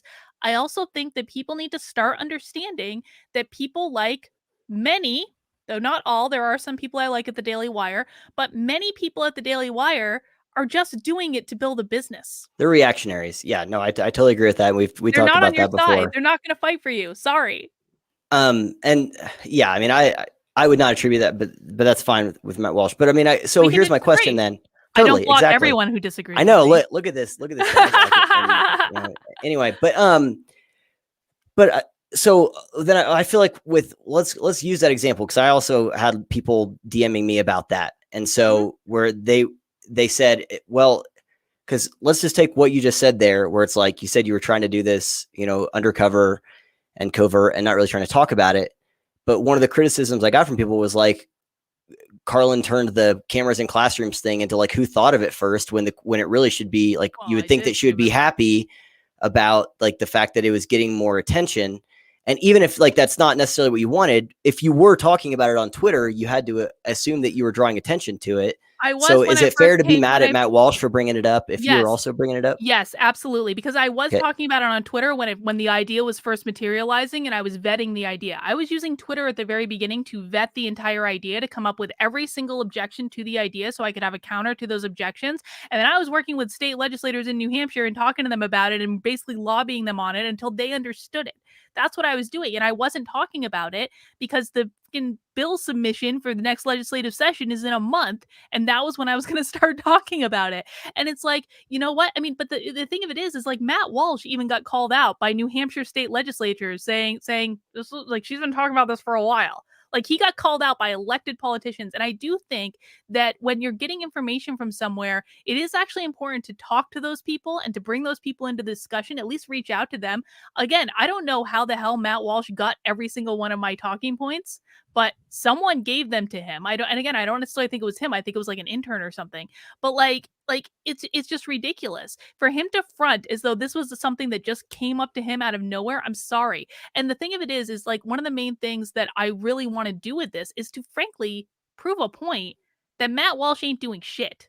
I'm sorry. I want people to remember that I had a field day pointing out how Matt Walsh wasn't going to do shit and now he's the dear leader in charge of cameras in classrooms. And then when a bill gets introduced in New Hampshire and nowhere else, I want to prove the point emphatically that I told you that this was what was going to happen. You didn't listen. You complained. I got my bill in New Hampshire. You can now look to your dear leader, Matt Walsh, to guide it the rest of the way. And I think that this is a point that conservatives need to hear. I'm sorry. Conservatives look to these people and they're like, "Oh, I have someone to fight the good fight for me." Well, no, they're not.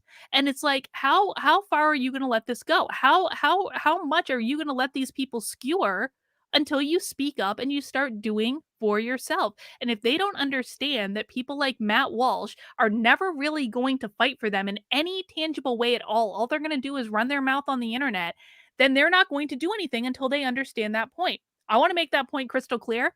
And Sure. frankly, I'm going to be honest, I had a lot of fun doing it. I had fun.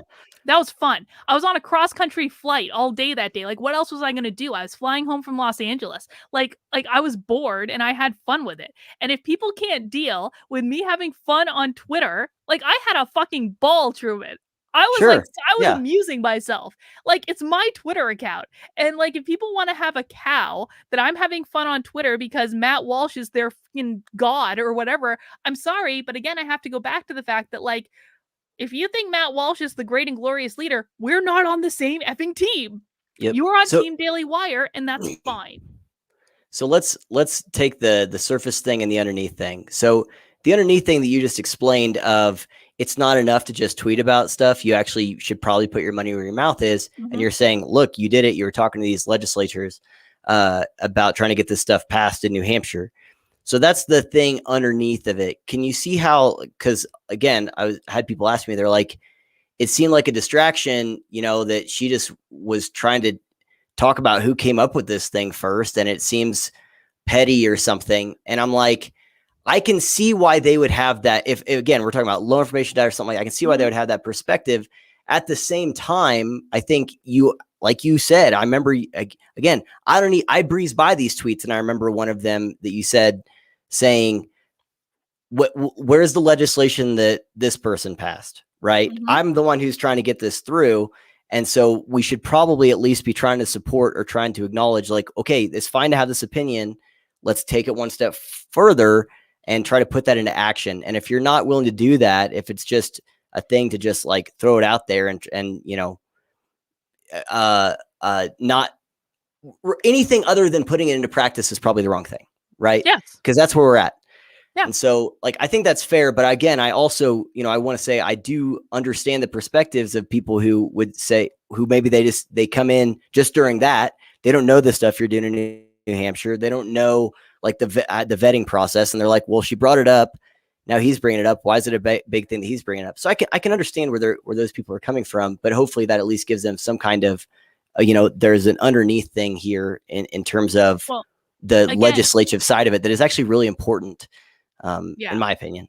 Well, and again, like I cannot account for what every single person knows on Twitter or on Facebook or on Instagram or any of these things. I can't account for this. But also, I think there's something to be said for the fact, like, I'm sorry, like, this legitimately was my thing.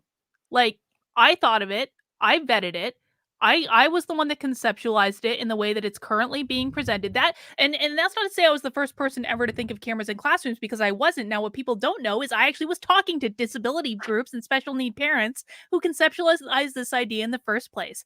And it's like, and all of that stuff got integrated into what I was proposing. Now, at what point do I actually get to take credit for my ideas and my work? Because I mean, to be frank, it's not like I'm getting effing paid for this, and Sure. I don't have children.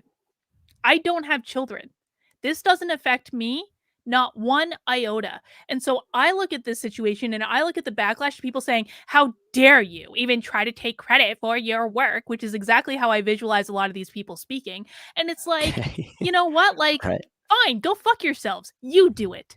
Like Matt Yep. Walsh can do it. You can follow your grand and glorious leader. I don't have to spend all my free time trying to figure this out, trying to lobby state legislators.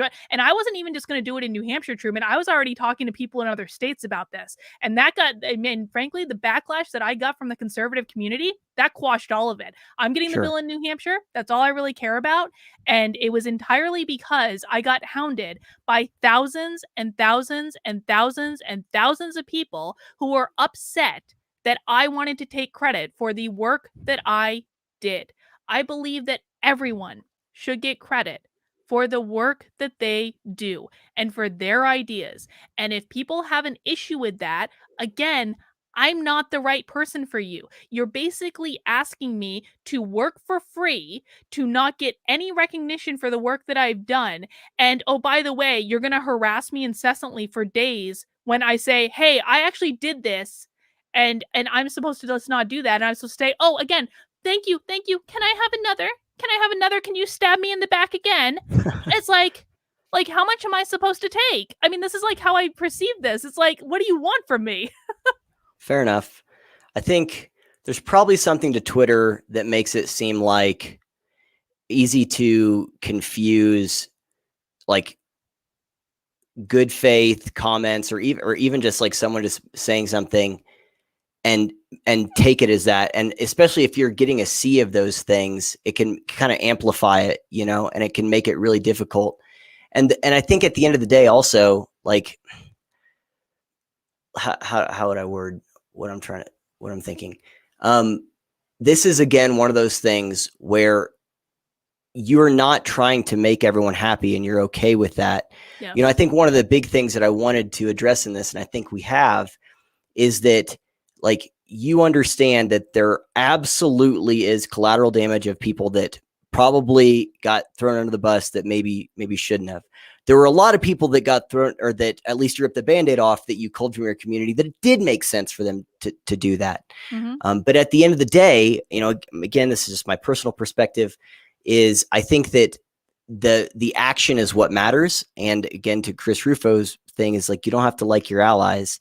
And if you're doing these things, me personally, that's how I calibrate. And I say, I think that matters. And the other part that I think is interesting, and I'd like to maybe get your take on, is I remember I told you in Tampa that I think it'd be a lot of fun to interview Dave Rubin about the IDW and just some of the relational stuff he experienced. And, my perspective on that was, and he's never really articulated this, but this is the way I kind of perceive it, and why I think a lot of the attacks calling him a grifter are just so completely off base and unfounded, is, Dave was a guy who, he was on the left. He says he was a good lefty, whatever was in that. He worked at the Young Turks and everything. And he had people who he thought were his friends, were his people. I mean, he experienced being in the closet, not being able to be himself. Then he came out of the closet, and he said he was actually got to be himself.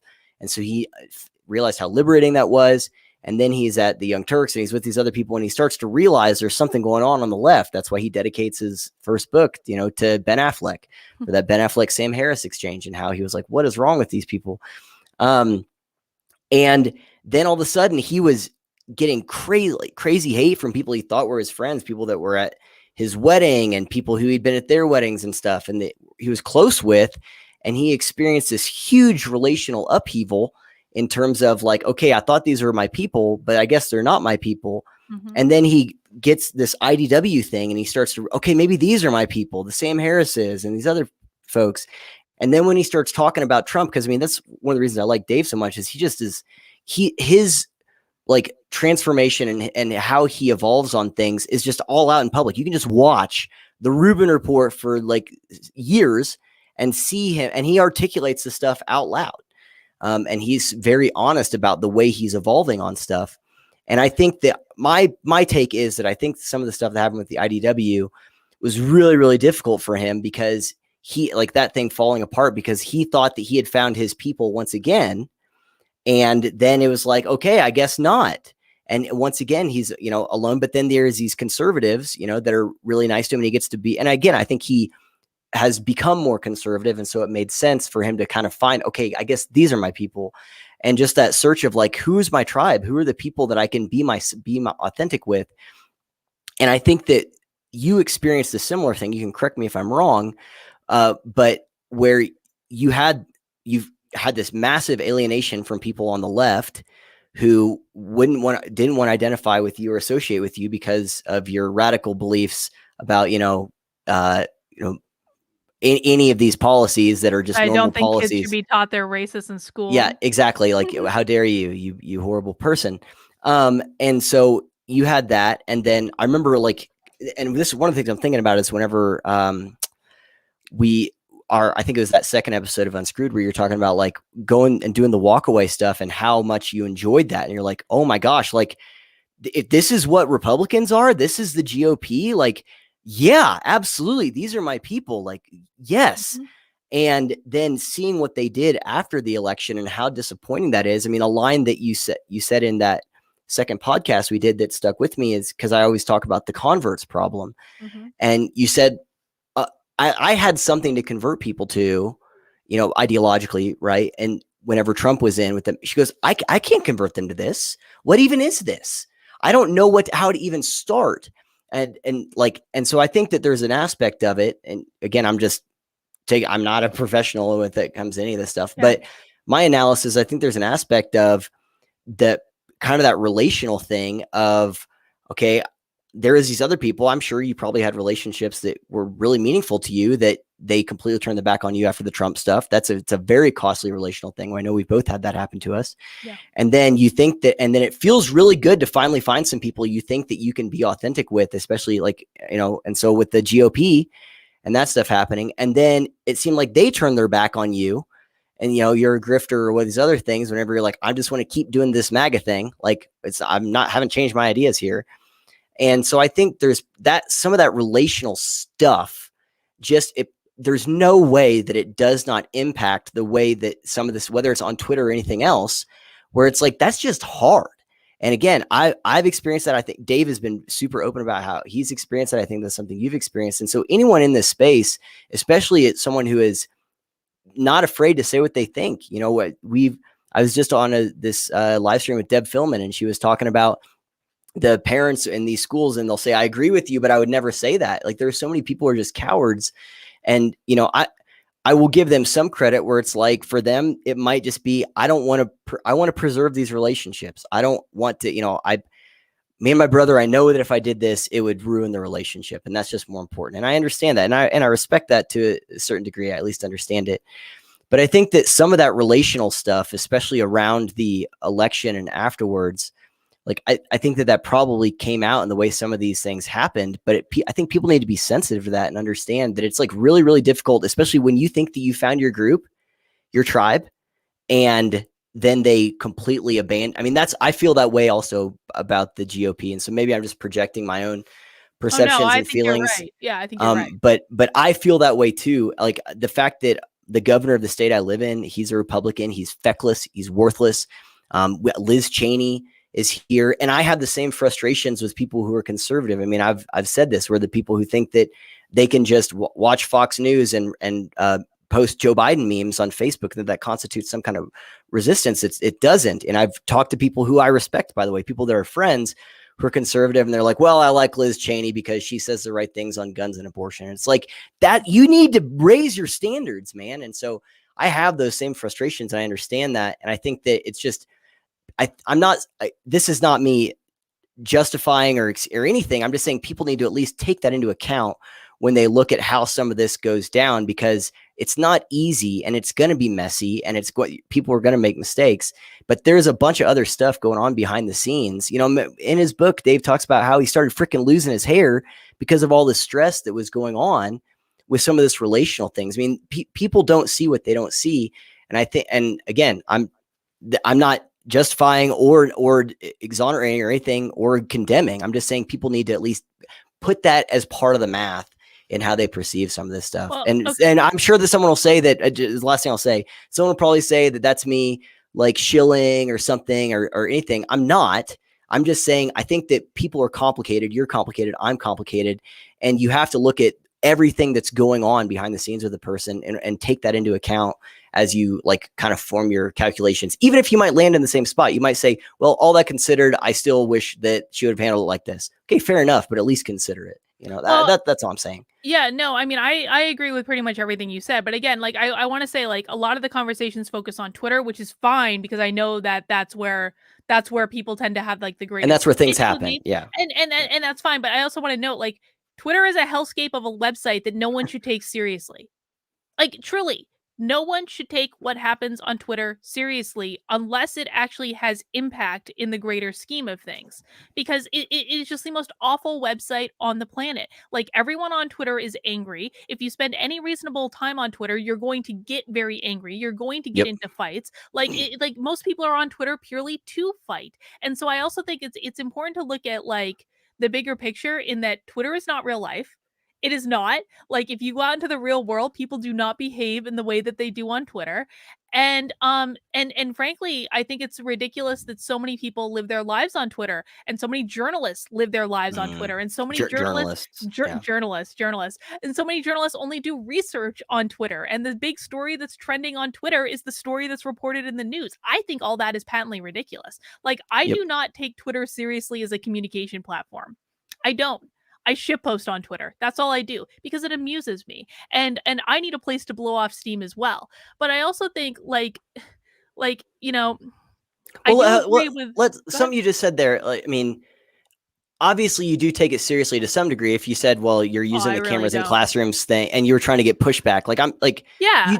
you do use it seriously Well, in some way because you kind of have to, but it that has doesn't mean that all of it utility. falls in. Yeah, yeah, Yeah, yeah, it sometimes has utility, but you also have to be like, you have to think about, like, when am I doing this for a purpose, and when am I just shit posting? 90% of the time, maybe 95% of the time that I'm on Twitter, I'm shit posting. That is all that I'm doing. I'm reading the news, I'm seeing what people are talking about, and I'm shit posting.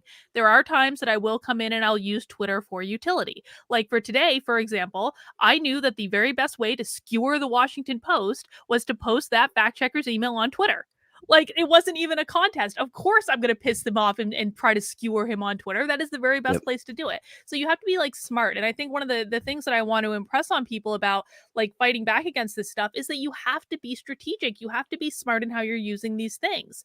And I don't see Twitter as a place where I can do a lot of stuff. I do see it as a place where I can vet ideas to get to understand what the different criticisms are going to be, where I can skewer journalists if I need to, where I can break stories about like woke training and they'll get a lot of traction really quickly. I can do that. I can find out what people are talking about. I can see what's going on. Like, Twitter has lots of utilities, but a place to have, Gabrielle Clark's yeah, fundraiser. raise Yep. money for Gabrielle Clark by criticizing Matt Walsh endlessly for days. Yeah, I can do that on Twitter.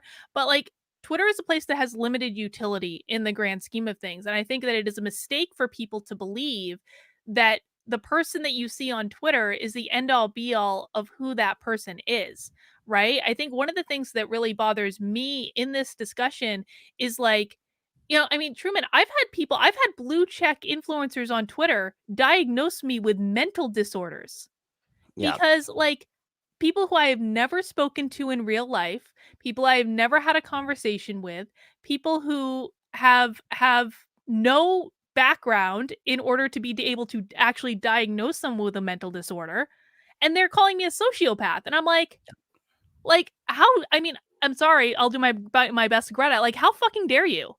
Like, Yep. that is just patently irresponsible. And I do think that there is something to be said about like, I do feel betrayed by the right. I feel as though I have been hung out to dry. I feel as though like I have worked so hard on this and have no life, barely even see my husband, spent the last 2 months writing a book to help people fight back against this stuff, have had like barely even leave my house when I'm home to be able to do this. I have given up so much lucrative business in order to be able to do this. Like, if people like it drives me crazy when people call me a grifter because I'm like, I make between 12 and $20,000 a day doing corporate training, like, depending on what it is. I basically gave that up because I can't do that piece of my work because I'll get canceled. And Yep. so like to have given up so much and to have put so much into this and to be thanked by having blue check conservatives on Twitter who have no mental health background at all diagnose me with mental disorders and send thousands of people into my Twitter feed to harass me for days on end, because it does last days on end constantly every single day. And by the way, they don't just do it on Twitter, they send you hate mail. They go and they try to destroy your YouTube channel. They've destroyed my YouTube channel. P.S. They have skewered my YouTube channel and all of this. And it's like, like, how, like, who wouldn't feel betrayed in this? I'm Yep. sorry. Like, I left my team to rally for your team, gave up so much of my life to rally for your team. And then you stabbed me in the back over and over and over and over again. Why would you expect in any way, shape, or form that I would keep fighting for you? Yep. And yet I'm still here. I show up every day. I skewered the Washington Post today. I finished a book about how to fight back against the woke. I'm gonna keep doing stuff around that. But it's like it gets really hard after a while. And I really like right now, like I feel like the Mises Caucus is awesome. Like, thank God for the Mises Caucus. It's like the place that I'm at right now. And I think that they're great. I am looking forward to Walkaway making a glorious, glorious comeback because I love the Walkaway community. But insofar as like the GOP and the conservatives, well, I think they're very nice people, and I do actually have great relationships with some conservative groups. Like I look at like Matt Couch's group or like the Faith and Freedom group, or like I was just on Jeff Dornick's show last night, and that was really great. And I have really good relationships with some conservatives, but the fact that I feel like I've taken so many arrows in the back. I have been canceled more by the right than I have by the left. Sure. And like when the right cancels people, they make the most horrible, mean personal attacks. Like the left doesn't do that. The left goes after your money. The right goes after you personally. And it's like, how many arrows am I supposed to take in the back for these people when I've already given up so much? And I kind of feel like I'm allowed to be a little bit angry, to be really Sure. honest. I feel like, and you know, I'm probably going to be more honest here than I should be, forgetting that we're on the internet because I'm not watching the chat. But like like I feel like I was used. I feel like I was used throughout 2020 through the campaign as one of like a very high profile person who left the Democratic Party to basically stump for Trump for 6 months of my damn life, Yep. and then was just stabbed in the back. And you know, I haven't changed my views really, not on any significant issues. I've been very, very consistent about the things that I am worried about and the things that I find to be the most important. And it's like, how much am I supposed I didn't wake up one day and said, "Oh, I want to be a conservative today." Like that was not what Yep. happened. And like how much am I supposed to take before I say enough is enough? You're not going to treat me like this and I'm going to punch back. Yeah. Yeah. And and again, just an observation. Like this isn't a like analysis, or I have no conclusion here, but it's obviously whenever that happens, it's going to come out, and there are going to be people who are going to get caught in the crossfire, and there are going to be people who are going to feel like it's directed at them, and maybe for good reason, maybe not. But again, I think the context is so important because I feel this. I feel this from the Republicans, and obviously not to the degree you did because you did all this stuff. And I think we were talking about this. I don't remember when it was, but about how, because one of the things you said, again, I don't remember if we were recording something or not, but where you said, look, yeah, I want the Republicans to lose if it's going to make them better. And I think I said something about how, yeah, because right now they're our only chance. They don't take that responsibility seriously. I wish No, they would. And they when don't I at say all. they, I'm talking about the establishment in a lot of cases. Of course, there are conservative groups that do take that seriously and are working hard. And they are, in a lot of ways, the tip of the spear, at least, or the thrust behind it. But anyway, like the even with that, like they don't take that responsibility seriously. Again, sorry, I lost my train of thought. Mhm. But you agreed with me. You were like, yeah, and I do hope that they win and understand and take that seriously, because they are kind of what we have right now. And it's frustrating to see them shit the bed so hard at least from the top, in terms of not organizing, not, piggybacking off of, I mean, they're just totally alienating people like us who, Yes. it's like, and I think you've said this before, it's like, just because I left the Democratic Party doesn't mean I automatically owe you my vote. You still have to earn it. And so I guess my point is that I think that there is a unique, to use like the standpoint epistemology of critical theory. I think that there's a unique perspective that people, and we've talked about this before, the people who are from the left and come at least and engage with the right, that we have, that people who have always been on the right don't understand and don't have. And so I think that there is pros and cons to that, by the way. Like, like you said earlier, that you didn't know anything about conservatism. anything about any of that. So I can see why people who were in that, like maybe for their whole life, it's like, okay, you just got here yesterday. Where are you getting these criticisms from? You might not really understand us. At the same time, it's like there is a unique perspective to be brought, that outside perspective. So, but I think that both of those things can be true. And I experienced that. And like, I didn't know anything about conservatism. I didn't know anything about like the roots, the traditional roots of conservatism. And so I had to go back and learn those things too. But I just, yeah, I'm kind of rambling here, but my point is that that frustration is obviously going to come out, and there are going to be people that are going to get caught up in that, and good, bad, or neutral. There is something there that should at least be considered. Again, people might land on the same conclusion of, yeah, well, it still sucks. Like I still feel this way, or it's, but it's like, okay, I get that. And clearly you get that too, and you've addressed that multiple times. So I don't know if you want to get to some of the questions in the super chats. That's like most of my questions, and at least the things I wanted to talk about in terms of, so some of the main things I wanted to address, because this was the bulk of what I got from people, are I feel like I got lumped in with these people. Like I was not part of this group. I was not the one saying these things, and I got, and this is what happened. So I think we've addressed that. We've addressed some of the criticisms where someone might say, oh, well, she's had these different conflicts, and so therefore that proves something, and again, even just to, it's like, even if someone thought that the way you handled conflicts, and I feel like I've addressed that we handle conflicts differently, we don't have to approve. We might not even be comfortable with how someone handles it, but if it's within the realm of the law, or something like that, it's like, that's fine. You can handle stuff differently. Again, what works for you might not be what works for me, and so that's okay. It is what it is. And so I think we've addressed that as well. And even just the stuff, the context of the Republican Party, the audience capture, pre-election, post-election.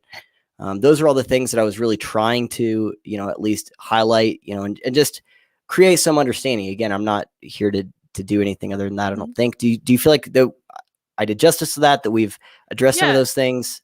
I mean, yeah, I mean, I will say it's like, so I think that, we've done justice to all these things. I will say, like, to give people more context, like, I mean, okay, let me, like, I'm just gonna say it. I have Go for had it. conservatives call for my husband to be deported from this country. That's I have fucked up. had Yeah, it's terrible. conservatives dox my house and my address. I have been harassed by thousands of people at a time.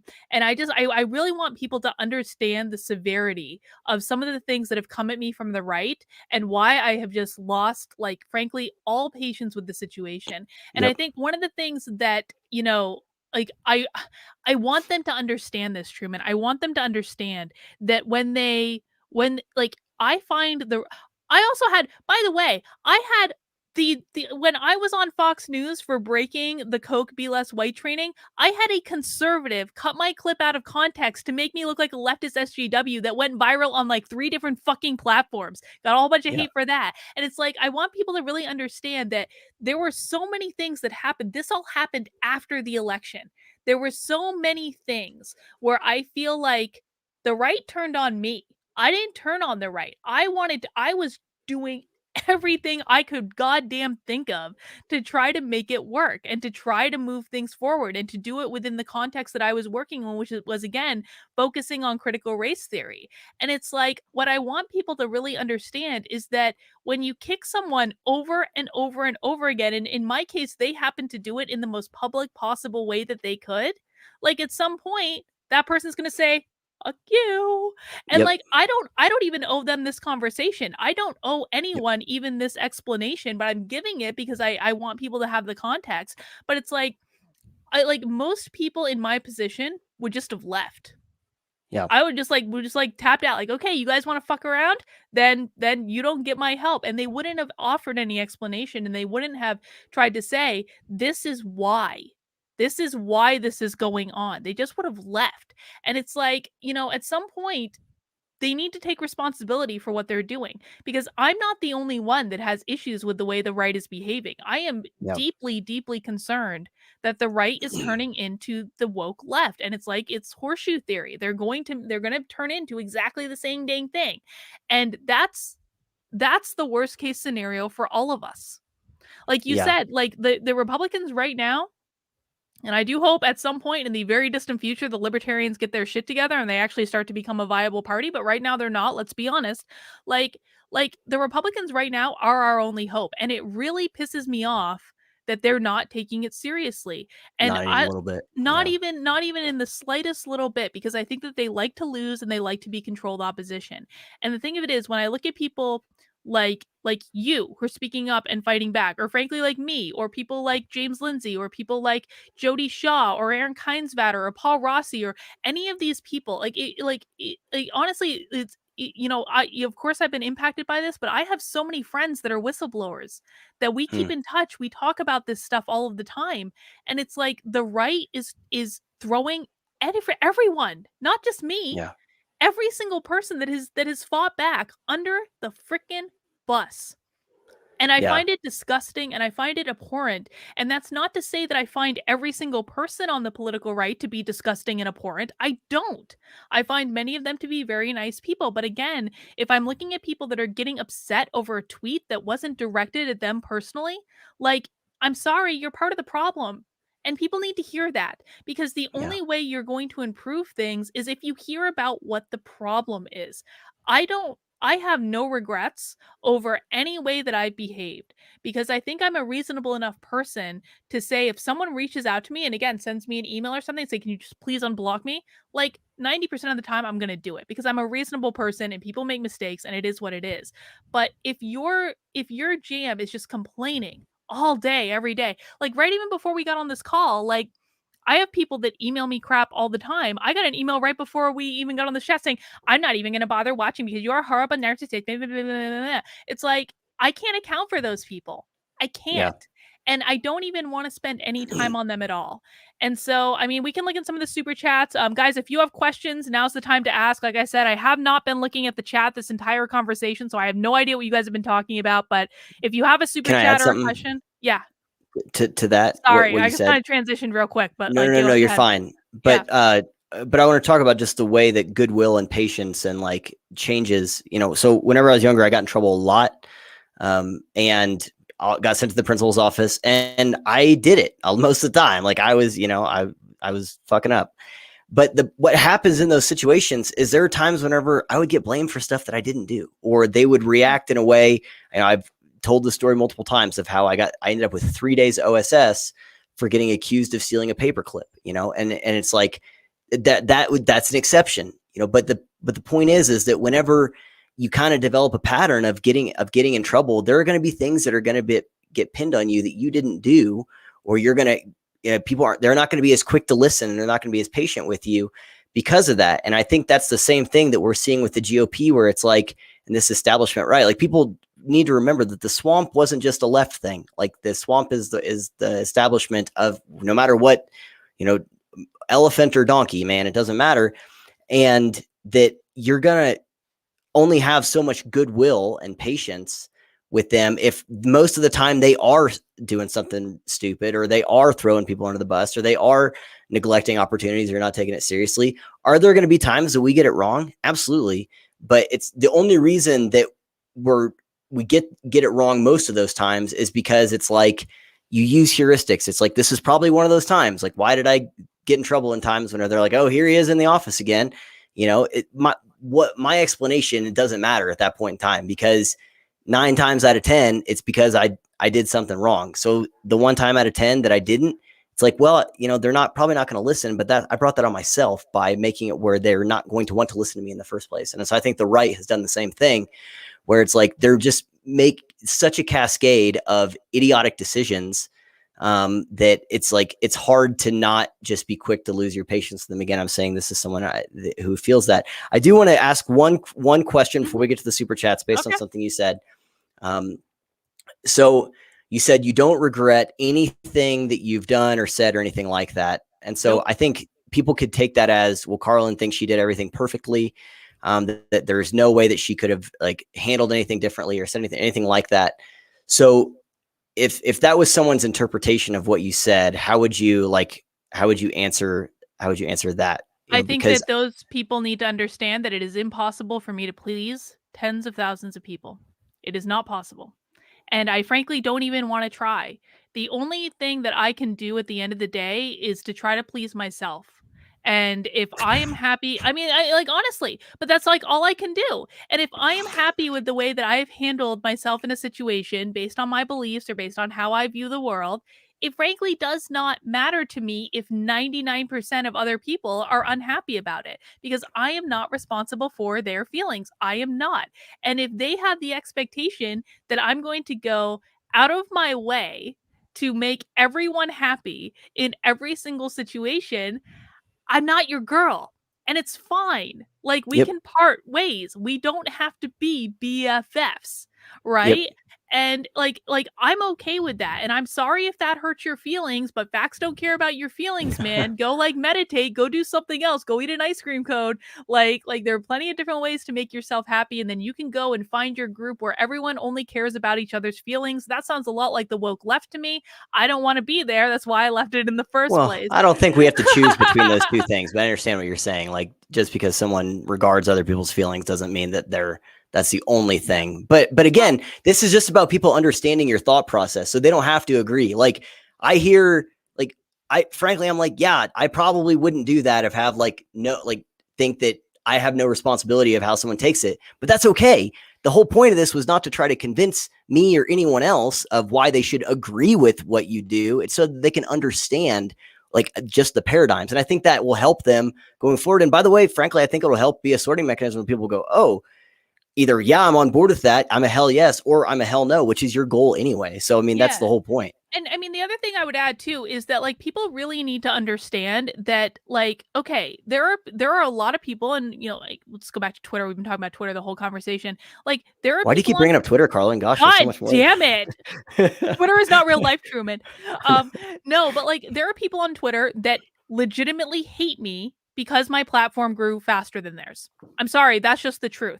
Those people try to sabotage me to get my audience. That's just factual. There is nothing that I can do to help those people. There's nothing I can do to get those people to like me. And there are also instigators on Twitter and YouTube primarily that will say stuff in the comments to make it seem like they were my fans and I just betrayed them and let them down. They were never my fans. I can go back and see that they've been trolling my pages for months. And so I think that people like looking on the outside in need to just be aware that like most people, maybe I shouldn't say most, there are a lot of people on the internet that say things that do not have good intentions. And they Sure. do it with the specific purpose of undermining like what in my case like what I'm trying to do and what I'm trying to accomplish. Now again, like I'm not afraid of losing fans or losing followers or losing any of those things. I'm really not. But like people also need to understand that these people are not behaving on the up and up. They're doing it for a reason. And people have got to be more discerning about who they follow. To be really blunt, they're like I'm not a grifter, but there are so many people who are.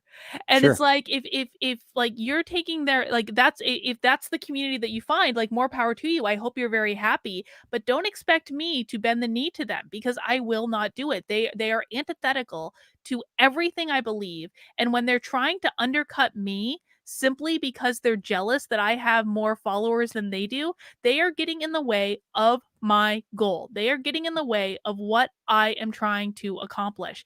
And Sure.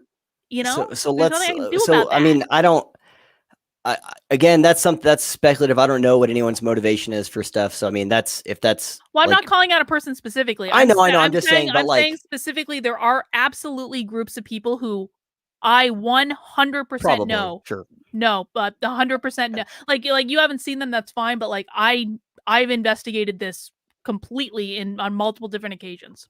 totally. And I I believe you. That's fine. I don't know Mhm. anything about that, and I really try to if you've been able to discern that, that's fine. I try to not get into the motives, but that's totally fine. We can get on to the super chats. Mhm. Then let's see what some of the questions are. If All I right. don't know, are you able to read them? Because I can't. I am able to read them. I can Okay. bring the thing over here. Let me see, guys. So I have not been looking in the general chat, but if you have a super chat, you can go ahead and send it in, and I'm happy to answer any and all questions. We actually don't really have that many, so this might be Okay. pretty easy. Share Carr says being civil in conversation is very important, agreeing or not. I don't necessarily think that being civil is always the answer in conversation. I don't. I will. You know what? And here's something we didn't talk about. Like I will absolutely be civil when I believe that the person that I'm talking to is coming with positive intent, or at least is not coming with negative intent. But I don't actually always believe that being civil is a virtue. I think if someone is coming at you with negative intent, then you treat that person with the righteous indignation that they deserve. And I think that that's true. That's absolutely true with the woke left. You don't try to have civil conversations with the woke Yeah. left. You're going to get absolutely nowhere. But if someone on the right, or like, I don't usually find this in the middle, to be honest. It's either on the left or the right.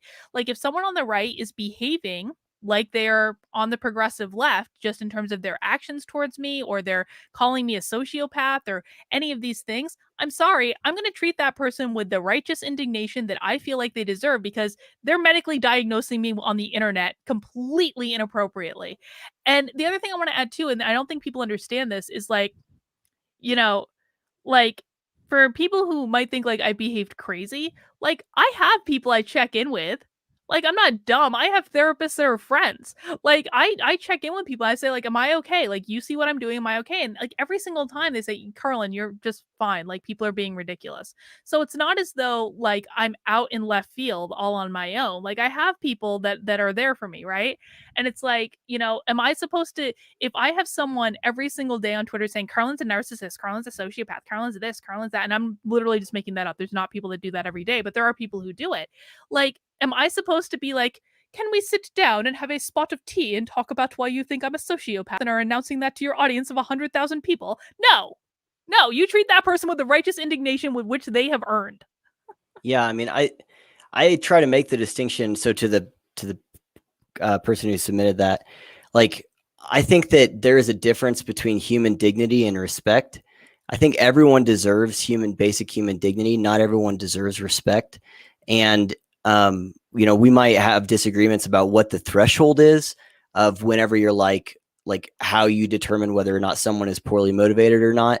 But however we get there and whatever our respective thresholds are, yeah, I think that there's a threshold where it's like, you do not deserve respect. In fact, your ideas are so bad and what you're advocating for is so completely immoral that it would be immoral for me to treat it like it's a respectful idea or something like that. And so, like, I think that we spend a lot of time in terms of criticisms where we talk about how, like, you try to separate the ideas from the person and but in some cases you can't. Like, no one says Hitler was a fine guy, he just had some bad ideas, right? Like if you become beholden to your ideas and there's something that you truly are advocating for and they're bad, and not just bad but harmful, then yeah, you have tethered yourself to something that you're going to get the same criticisms, I'm sorry, as those ideas. Like I think someone like Robin DiAngelo or Ibram Kendi, they deserve to be criticized as people. Yes.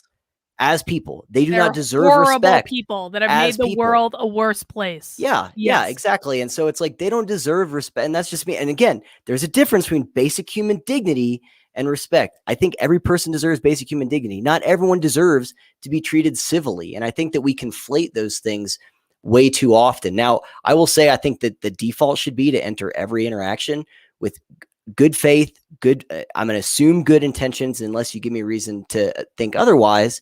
And that's fine. And you need to have a sorting mechanism for how you determine whether or not they're well motivated or not. But again, to the main point is, once, at least if you think that that's the case, no, they don't deserve respect. You don't get to sit there. And I think that the asymmetry there is one of the reasons we're in this mess to begin with, is because people have treated even just completely batshit insane ideas with the most charitable and, civil way possible. And it's like, no, you get to say, hell no, that's awful. What is wrong with you for advocating for that for certain ideas? Like, people bring back segregation in universities do not deserve respect for that, for those ideas. Those are fucking terrible ideas. It's crazy. Telling kids that they need to acknowledge their privilege when they're second, third graders, whatever, teaching them that they're racist, teaching kids that they should actually look at a person and judge them based on the color of your skin. I'm sorry, fuck off. You don't get respect. And the fact that we have treated these people and these ideas with respect and civility, it's like, no.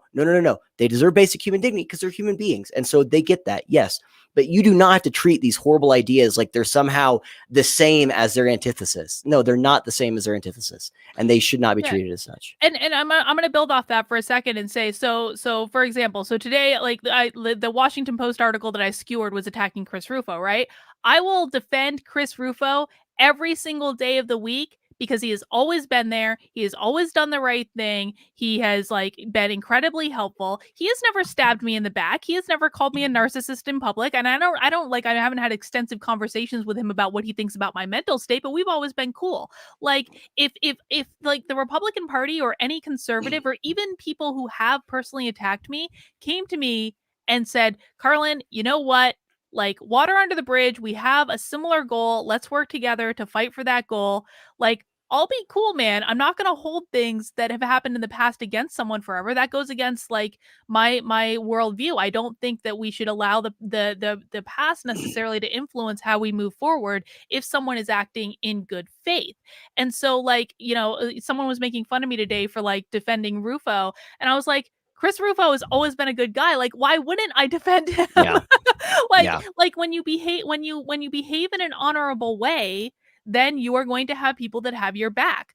I'm not going to have the back of people that I do not believe have behaved in honorable ways. But if they wanted to come and say, you know what, Karlyn, like, I'm sorry. Like, you're not even apologizing, but just saying, like, I'm not going to do this shit anymore. Let's move forward. Whatever. We are kind of on the same team for these things. Let's work together for these things. Fine. Fine. Like, I don't like, that's how it should work. But if you're not coming with good faith to the conversation to begin with, then you're not going to receive good faith in return. Yep. Yeah. I mean, I don't have anything to add with that other than I think that people do have to have very well tuned intention discerning mechanisms. So they have to have a series of questions that they can ask and stuff to figure out those intentions. Because you don't want to be wrong on either side of it. You don't want them to have bad intentions and for you to trust them and then get stabbed in the back. And you don't want them to have good intentions and you misunderstand it and then treat them poorly based on a misunderstanding. So I think that people just have to be really good about discerning those things. But once you figure it out, then yeah, like treat them accordingly based on what you land on. Well, I oftentimes think, though, for people who feel slighted because they've been blocked by me on Twitter, like, if you're not expressing yourself in a way that I can understand that you're one of the good guys, like, if the only experience I have with you is that you came into my Twitter feed when I said, don't post this thing. If you post this thing, I'm going to block you. And then you post the thing that I said not to post. And that's my only interaction with you. That's the only frame of reference that I have. Then you haven't behaved in a smart way. I'm sorry, like you have literally given me, when I have 81,000 followers, I get thousands of notifications every single day. You have not done your part to give me an opportunity to see you acting in good faith. And so, like, you have to have that frame of reference that, like, you're not the only person that I'm seeing. You're not the only person that I'm talking to. You're probably not even using your real name or your real photo. Like, you have to understand that I'm going to perceive the situation differently than you, especially like a lot of people on Twitter, they don't have large followings, and that's fine. I'm not trying to follower shame or anything. I don't really care how many followers you have. But when you have 100 followers, you have a very different experience on Twitter than if you have 81,000. It is a completely different thing. And oftentimes, I just don't think that people understand that my experience on that site is completely different than their experience. Yep. Yeah. It's you're going to have to use heuristics to try and determine, like, you, because the amount, you just don't have the time of the day to sit and contemplate every single tweet. You're going to take shortcuts and most times you're going to be right. Sometimes you're going to be wrong. And that's just, it is what it is. That's what happens when you have a big following. It is what it is. And I'm sorry if I've hurt people's feelings, but what can you do? Jared Van Warmer says, Karlyn, I appreciate your honesty and openness. You don't hold back on good faith conversations. We need more of that in this insane day and age. Thank you, Jared. Dragonwater said, because you're worth What more? Way more than this, Karlyn. Thank you, Dragon Water. See, no one's asking questions, Truman. They're just giving me compliments, so that must mean the chat went well. Shannon says, "Thank you for keeping your values. Takes lots of courage, and they're threatened by you. You speak for so many in the middle."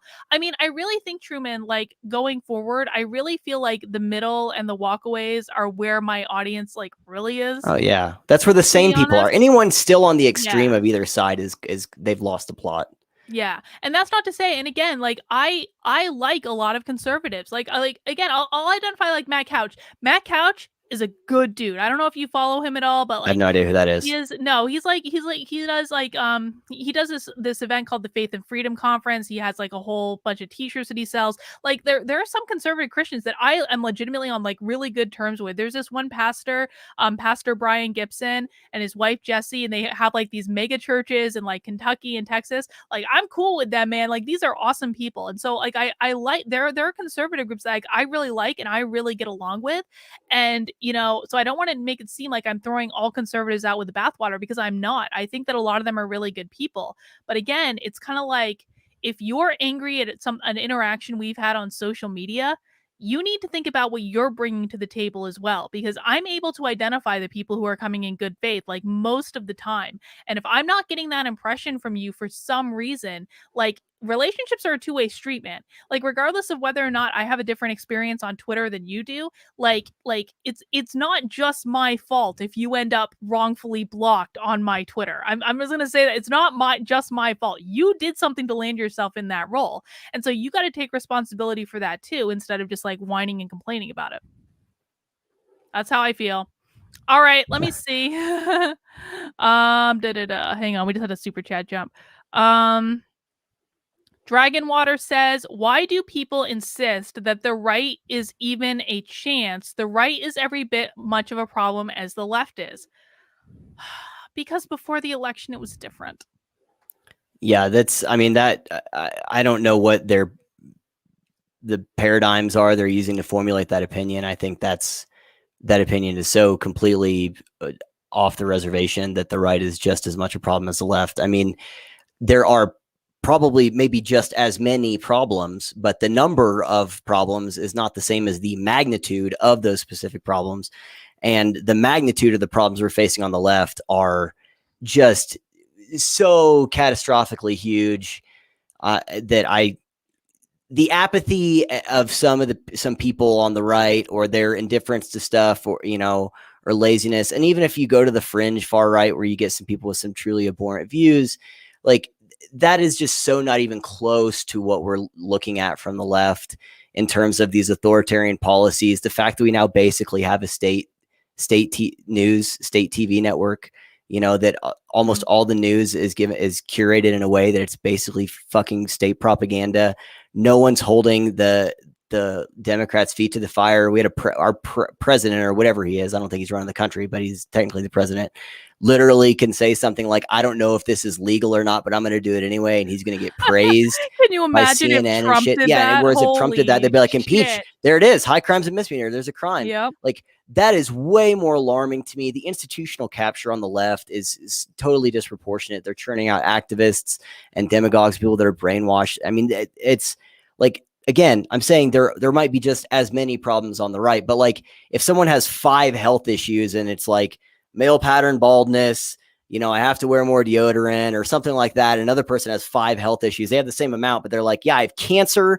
I have type 2 diabetes. I have lymphoma. I'm blind, and I have the bubonic plague. Like just they might have the same number of problems, but this one is like way worse. And so I think the left, for all of this stuff, I mean,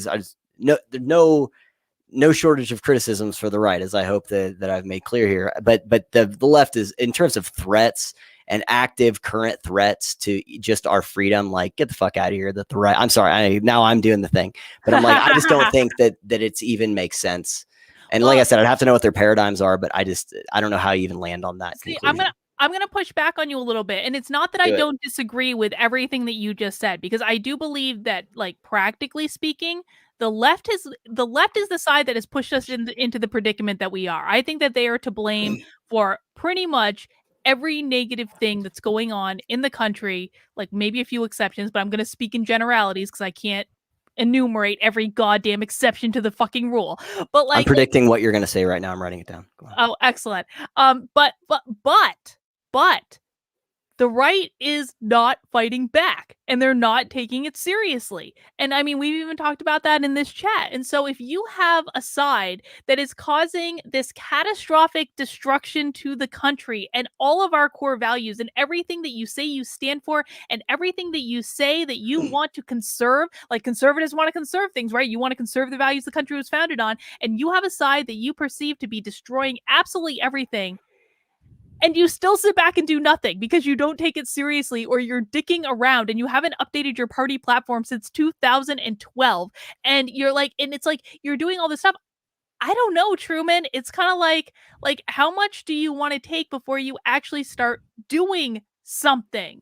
How Sure. much do you like? And that's where I start to get really frustrated. So, is the left a bigger problem than the right? Sure, if we're looking at like the policies that they're implementing, but the right is not behaving in a way that tells me that they even understand the left is a problem. I don't think they do understand. I was totally wrong with my prediction, by the way. But an accomplice is not charged with the same severity as the person who did the crime. So I mean that's my basic point here. Is the right basically complicit in the left's batshit insanity? Sure. Yes. Absolutely. And they should be held accountable because they're our only shot in a lot of ways, at least from if you're going to look at a political standpoint. Mm-hmm. But if you're just going to take the basic analysis of which is the bigger threat right now in terms of what they're actively doing, well, you just said it. The right isn't actively doing jack shit. Mm-hmm. And the left is the ones, and that includes not opposing what's going on with the left. So that's but no offense to the person who sent that in, but I think that you might want to rethink recalibrate how you even conceptualize threats. I don't know. Anyway. All right. I just want to mention, because I'm allowed to look at the chat now. I wasn't allowed to look at the chat. Adam Krigler is in the chat, and he came by to smash the like button. Even though we mount the like button on this channel, Adam, that's fine. But everyone, smash that like button for Adam. I hope things are going well in Sweden. And we got to talk soon, buddy, because people have been asking me about you. All right. Let me see. Where are we next in the super chats? We have... You breaking stuff? I dropped my pen. I dropped my water bottle whenever I was talking to Deb earlier, and I spilled freaking water all over the place. Man, I'm a mess today. Oh no! Yeah. Anyway, Truman's doing back-to-back streams. He's a champion. And guys, by the way, like if you enjoyed this chat, please subscribe to Truman's channel. All of his information is in the description below. And also make sure you're subscribed for our podcast. If you listen to podcasts and Apple Podcasts, we're also on a whole bunch of other platforms, but subscribe to Unscrewed. Truman and I are having a ball doing it. It's really, we just dropped our second episode. So the episode that I posted, I had to edit it for YouTube. Third, you're right. So I had to edit it for YouTube because I don't want to get another strike, but the actual uncensored episode is available in locals. I want to hear what you had to edit out. I'm really interested. You were talking a lot about it. Like, I don't know if YouTube actually would have given me a strike, but you were talking about a lot of vaccine stuff and like. I was only quoting studies, like, well, but I guess it doesn't matter. Like, Truman, they'll still ban you for just quoting stuff. Yeah. I got the strike I currently have on my channel is a strike that I got because I was a psychologist reading a peer-reviewed psychology article about the psychological impact of masks. I may be a little bit over. Like, I just don't want a second strike on my channel. Okay. No, fair enough. Yeah. Sorry. Doing that. No. It's okay. It's okay because we can put the uncensored version in locals where everyone should be anyway. Both Truman and Mize locals. All right. Engineering Politics says Democrats. Hey, Kevin. Democrats and Republicans. And by the way, you guys should subscribe to Engineering Politics Kevin as well. Too. Yeah. Follow Kevin too. Kevin's awesome. Click the icon in the chat. Go subscribe to the YouTube channel. It'll take you 2 seconds. Yeah. So Democrats and Republicans are basically the same party. I don't think many of the attacks on Karlyn have come from the right or the left, but rather the ideologues and people who benefit from the rigid labels. Oh, I disagree with that. Oh my God. Because the thing is, like, after a while, like, if you're paying attention and like, I always like, I naturally just pay attention to people's language. Because it's like, I guess like that's something that I had to do in the work environment to kind of like suss out what like work styles people were and how to work best with them and stuff. So I just naturally always pay attention to people's language. And when you're looking at people's language, it starts to be like the right, and of course there are varying degrees of like the political right, but like the right uses very distinct language from the middle, from the left. And then like when we're getting into like the different degrees, so like if I'm looking at the left, like the progressives use different language than like the moderate Democrats. From looking at the Yep. right, like the people who are just kind of like center right use very different language than like the hard right or the alt right or whatever. And so like you begin to understand just by looking at people's language where they kind of are on the spectrum. Is it an exact science? No, but I hear all the time, and this is something that really drives me crazy. It's like people are like, "How do you know they're from the right, Karlyn?" I'm like, because they're using the language of the right. So maybe if they're not on the right, they certainly are talking a lot like them. And that's the Yeah. only I thing I had to mean, go by on. the way I would steel man what Kevin said is that, I think in that same He just said I don't have enough characters to fully frame the question. okay, so so the way I would steel man what he said is that, again, going back to that really excellent interview that Bridget Fetisi did with Glenn Greenwald, is they talked about the fact that most of the activists, the people that are like setting shit on fire, are apolitical, as in they're not for a political Yeah, side. that's They true. just want to burn shit down. Mm-hmm. And so, I don't know if that's what Kevin is saying, but that would be the way I would take that. Is it's like they might not be like I'm a hardcore Republican or I'm a hardcore Democrat. They're the people that just want to see the world burn. And so, I mean, that might not be what he's saying. That might be, I don't know, but Well, that would be my steel man of it. Well, he just said like the right attacks you because you are an impurity on the right. I mean, I think that that's true. I mean, Totally, that's like, I absolutely mean, true. like, Yep. like it says they're ideologues. They don't care about the health of the movement. Yeah, I totally agree with that. And the thing of it is Mm-hmm. like, I will be the very first to acknowledge that most of the people on the right who attack me are extreme. Many of them are legitimate alt right, not like fake alt right, like legitimate alt right. However, at the same time, and again, this has to I don't think that everyone on the political right or every conservative is guilty of this, but why aren't you going after them and saying, "What the hell are you doing?" Because they're usually the ones that are launching the attacks on me. So why aren't people going to them and saying, "What are you doing?" Why are they just attacking me for responding? And so if all I'm seeing is that people are like, "Why are you engaging in this, Karlyn? Why are you doing this?" Well, I'm responding to attacks I'm being given from your side. If you don't want your side to be attacking me and actively trying to destroy everything that I'm doing, then go tell them that. I'm paying attention. I'm watching to see who's saying what. Like, Yep. don't tell me that you don't understand when you're not calling your own side out. You go do the dirty work for once and you see how you like it. Yeah, I mean, that was some of the. I mean, again, I'm kind of synthesizing multiple things here, but some of the DMs I got were people who said, why does Karlyn, engage in every fight? Well, I guess we kind of did that because you don't. I don't. But then there's also the aspect of where it's like, well, someone needs to address some of this stuff, and like you said, you do teach people how to treat you, and so there's a lot of utility in engaging in some of these things, and if people aren't policing like those alt-right people or whatever, it's like, well, someone needs to. So why not, why not answer it back, especially if they're truly egregious and actual real bad actors, Yeah. then yeah, they need to be addressed. So By the way, Truman, a lot of people are saying your flag is backwards.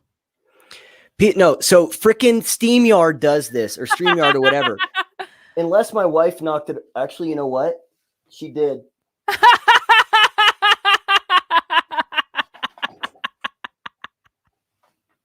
I think that's right. No, Yeah. no, no, no. Is that how? I don't think that's how I had it.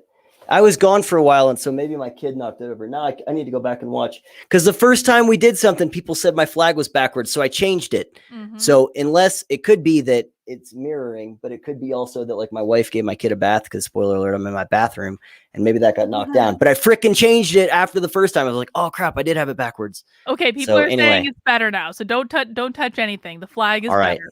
all right. Okay. Thanks, guys. Six Semper Tyrannus says, "Great conversation, Miss Karlyn. Glad I found you through Adam. Sir, glad I found you through Miss Karlyn. Much respect for both. Make the tent bigger." Thank you for that. Dragon Water says, oh, super chat jump. Dragon Water says, "Karlyn, for some reason, I can't imagine you drinking tea.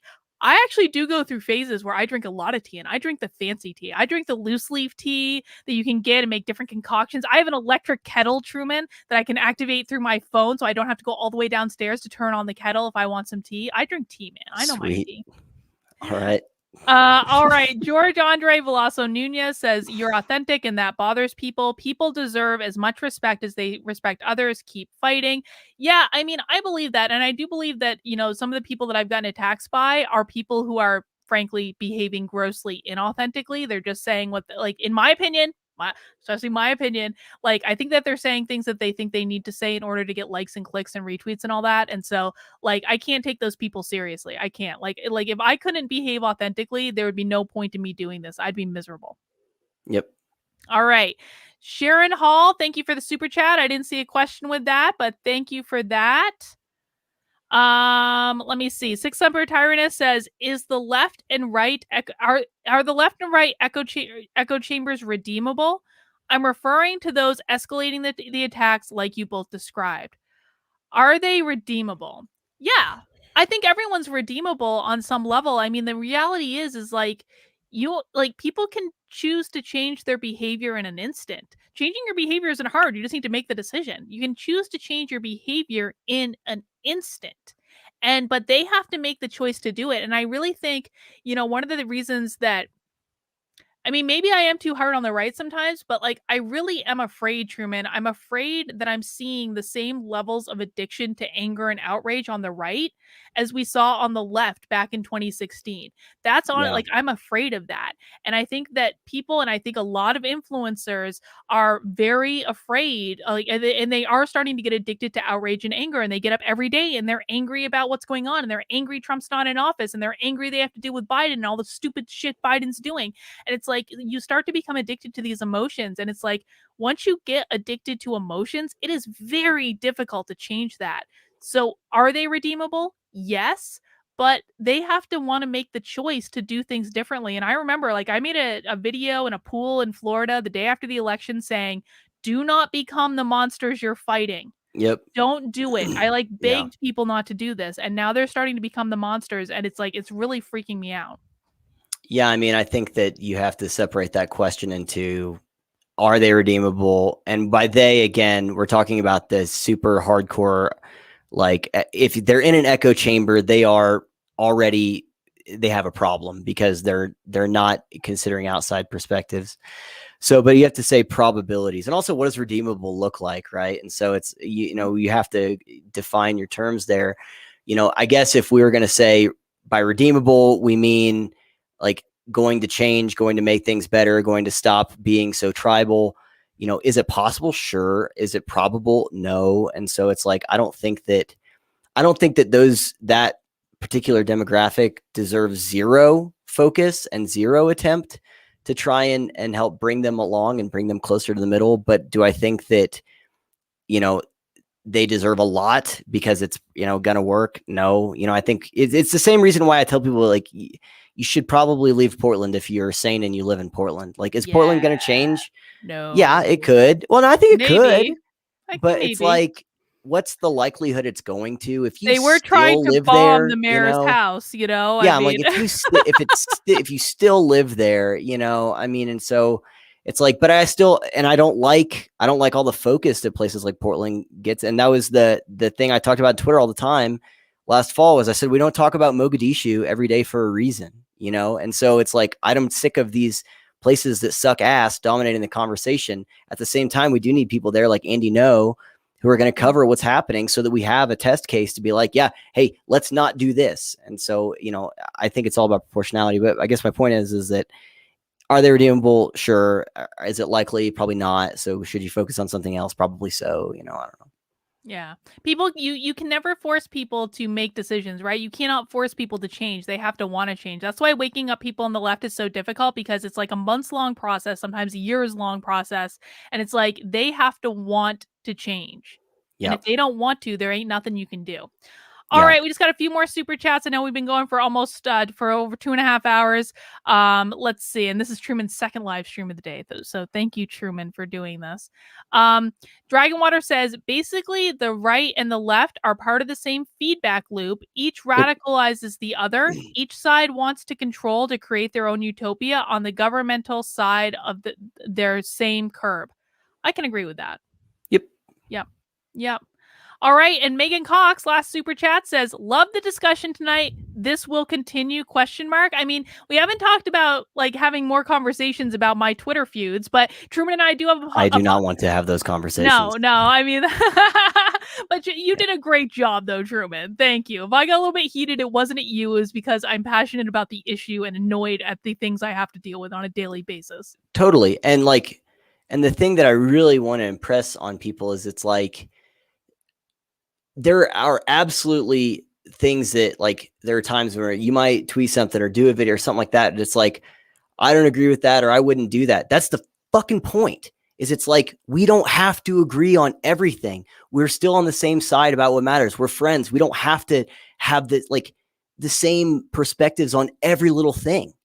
And so like, like the people that think that it's like, oh, well, you stepped outside of my box of what I think you should be, or you hold this wrong opinion, or you handled this conflict in a way I wouldn't. It's like, okay, man, maybe that's your selling, but maybe that's the sticking point for you. But it's like, there are bigger fish to fry right now. If we were living in a, I'll put it this way.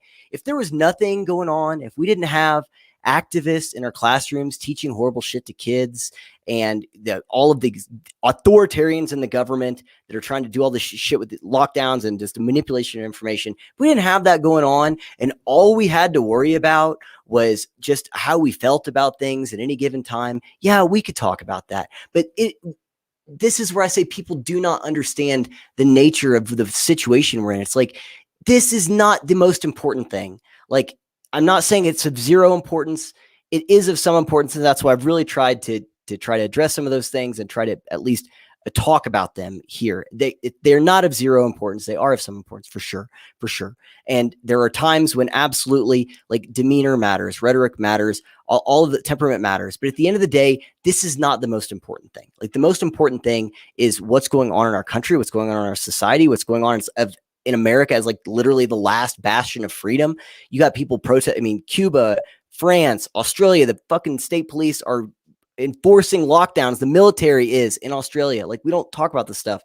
And so it's like, I really am trying to say, yes, I understand why people might have some of these issues. I might even, like, in some cases agree, but it doesn't matter. It doesn't matter. And we can disagree on those things. You and I are friends. We're friends, and we're together in this fight. And it's like, people need to really check where their priorities are if they're going to get hung up on some of this stuff, and make that the most important thing. Again, I'm not saying it's of no importance, but the idea that it's the most important thing is just fucking crazy to me. It's absolutely, I don't get it. See, so I agree with what you just said, but I'm gonna go one step further and say, like, not only do I think that this stuff is incredibly unimportant at the end of the day, it's incredibly distracting. And Yeah, it can be, for sure. this is probably why I get so pissed off about this entire thing. It is so distracting. Every single time I get hordes of hundreds or thousands of people sent into my social media, sending me hate mail, sending me hate comments on this that I then have to go and moderate. I'm one person. Like, I don't have a team. I'm not Dave Rubin. I don't have a staff. Like, like every single time this crap happens, when someone comes at me and I'm put in a position of needing to defend myself and spending days on this, I'm distracted from doing things that are significantly more important and impactful. And it's like, and like, I don't, again, like, I feel like, people say, like, go be more humble, whatever. I'm sorry. I'm one of the most vocal and effective people fighting back against this thing. I am. Let's just, like, call a spade a goddamn spade. And there are a lot of people doing really good work, and none of them are unimportant. And I believe everyone participating in the fight is important. And I don't need to agree with you. As long as you're showing up and you're participating, I don't really give a fuck. But I am incredibly effective at what I'm doing when I am focused. And when I have these people that are throwing shit at me to try to knock me off my game, or to get me to shut up, or just to bend the knee and come over to their side, and no one's calling them out on it, and it's distracting me from my work, I just get so pissed off, Truman. I'm like, I could have spent 3 days actually focused on something that mattered, and instead I was cleaning up YouTube comments from actual white supremacists. Like, it's just so ridiculous. And I think that, like, my preference on this is that people leave me the F alone and let me do my work. And that people, like, if conservative influencers are going to call me out, that people go to them and say, why are you starting shit? Like, she's trying to do stuff. Why are you starting shit? And it's like, if you aren't going to do that, if you aren't minimally going to do those things, then I'm sorry, I don't really care what your opinion is, because you are participating actively in me being distracted in work that is far more important. So it might be a little bit of a militant stance. I don't really care, because we got important shit to do. And I'm just so tired of it. I'm just so tired of it. And that's where I stand. Yeah, I mean, it's a distraction. And I think, even as a person who isn't you, so it's like I'm not you. I can only have the outsider's perspective. Yeah. Is I think that at the end of the day, even if, because what I don't want to assume or say is that, because you say, well, if someone calls you out or makes some criticism against you, it's like, is it possible that, like, what is the odds that 100% of those criticisms are invalid? Pretty low. They might have some valid criticisms here and there. I don't know. I literally have nothing specific in mind. I don't know. But at the end of the day, those are still distractions. Like, they're not of zero importance, but they're not of the most important thing. And it's like, I think sometimes, this is a thing you learn in relationships. I think this is a big thing for me in my marriage, is like, I just don't have to bring up every little thing my wife does that bothers me. I just don't. Like, we're partners. We're in this together. I love my wife. And she does the same thing. Like, I am a total fuck up all the time. Like, I totally married up. My wife's amazing. And she does not bring up every little thing I do that bothers her. If she did, that's all we would talk about. Right. And so it's like, even if it's valid, I'm saying that even if it's valid, like, and you don't have to just not bring anything up either. That's not healthy either. But again, like, you have to have some discernment of, you just don't have to address every little thing that bothers you, because you're never going to get anywhere if you do that, because you're not going to be 100% thrilled with 100% of the things that 100% of the people do. You're just not. And so you can't just get stuck in the weeds dwelling on every little thing, even if you have a valid thing there. You just have to have more discernment than that. And again, and maybe this is the place to like round out the conversation, because you started the conversation basically like making a marriage analogy. Like, would you treat your husband this way? Like, people on the internet, I don't have a relationship with you. I'm sorry. I know that there are so many people out there who feel like I'm like their friend, and maybe if we met in person, I would be, and we'd hit it off great, and we'd have great conversation, and I'm sure that's probably true for most people. And when I love going out to events where I get to meet people, and I want to do more locals meetups now that things are actually, well, who the hell knows if things are going to go back to normal now? I guess we're probably having to have lockdowns again, like whatever. But like, I would like to do that stuff. But I also think that people need to understand that, like, when I'm making videos, like, it's not like I don't have the same relationship with my audience that my audience has with me. And it's not that I don't think that you're mostly probably really good people, but like, I don't know you. I don't know you. I'm not your best friend. I'm not your neighbor. I've never spoken to you. I have a lot of people that come at me in really bad faith. And so I have to be very judicious about who gets my attention and who gets my energy, and frankly, who I take seriously. And if you're coming to me to make criticism, you might have the very best of intentions, but that doesn't mean that that is an appropriate relationship for you to give me criticism. I'm probably not going to hear it because I don't know you. I don't know what your intentions are, and you might have the best intentions in the world, but it is simply like, until we meet in person, and like, Truman and I have a rapport. Truman and I have hung out in person. We've done podcasts. We've known each other for a while. Truman can give me criticism and I will take it seriously. Like someone with an anime icon on Twitter who is going under an anonymous account. I'm sorry. I'm sure you're a wonderful person, but I'm not going to take you seriously. I don't know you. And so, like, I think that people need to keep that context in mind when they're doing this. There's a place to give criticism and then there's a place not to. And frankly, like, if you are not willing to have your life and your Twitter timeline opened up to criticism from me, and I will find ways to criticize you if you come at me.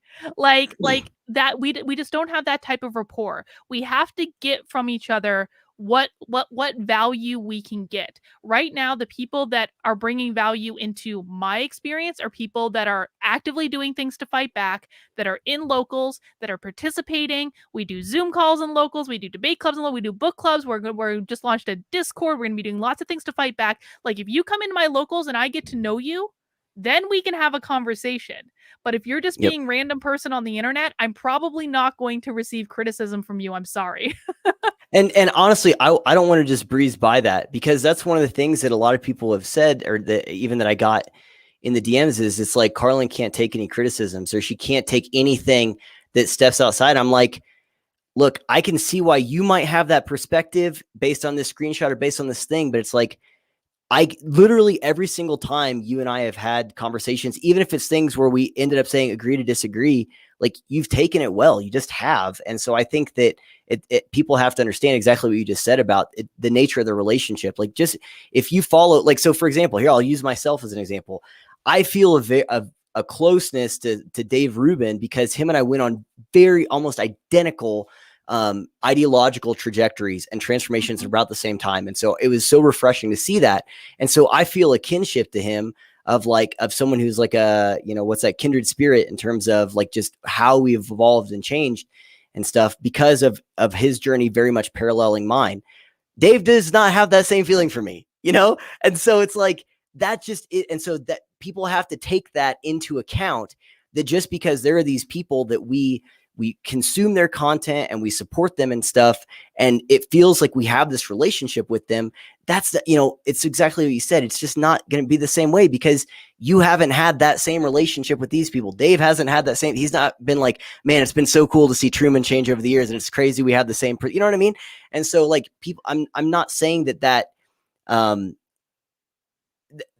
all I'm saying is that they have to take that into account. Like they just have to. Yeah. And that's just part of it. And as you develop those relationships, you can have those conversations where, again, like even just in this conversations, there's been things that we've talked about that's like we don't agree on, but that's okay. We can keep, that's how every relationship works. Your best friend in the world, you're not going to see eye to eye on every single thing. Like it's just, you're just not.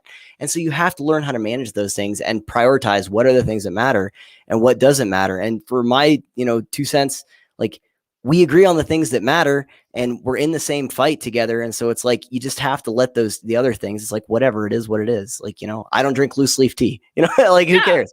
Exactly. Who cares? And I just want to to round this out. Like, I'm sure that most of you are really good people and like we would hang out and have a beer and have a grand old time. And so I'm not saying this to like be mean or rude to anyone or to say like you're a horrible person I would never want to have a relationship with. But I have over 100,000 YouTube subs for the moment. I mean, maybe people hate this conversation and unsubscribe. Who the hell knows? But like that's a lot of people, man. I have 81,000 followers on Twitter. I have like 13,000 people in my locals. These are a lot of people. But like, if you want to develop a relationship with me, come to locals. Yep. Join the Zoom calls. Join in, participate. I have developed so many friendships with people in locals just because people have shown up.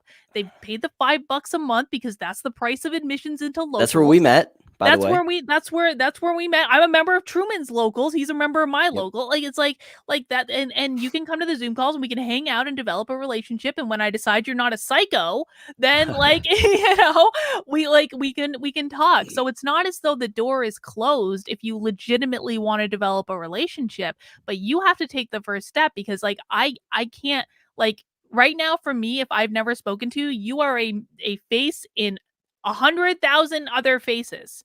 Yep. And it's like, if you had that in front of you, you would behave, I think, probably in a really similar way to that I am. Yep. Yeah.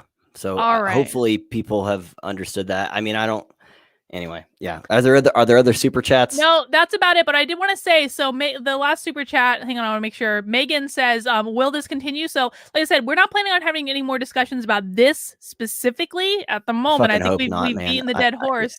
Yeah. But if you want to, stressful. No, Truman, you did such a good job. Can everyone like in the chat give some love to Truman because he did a really good job and he stepped up to the plate because I asked him to do this. Truman, this was not Truman's idea. This was my idea. And Truman played along and I feel like it went pretty well. But guys, like Truman and I do have a podcast that we do episodes for like every couple of weeks. So make sure you're subscribed to Unscrewed. I posted on my YouTube channel. Truman, do you post it on your YouTube channel?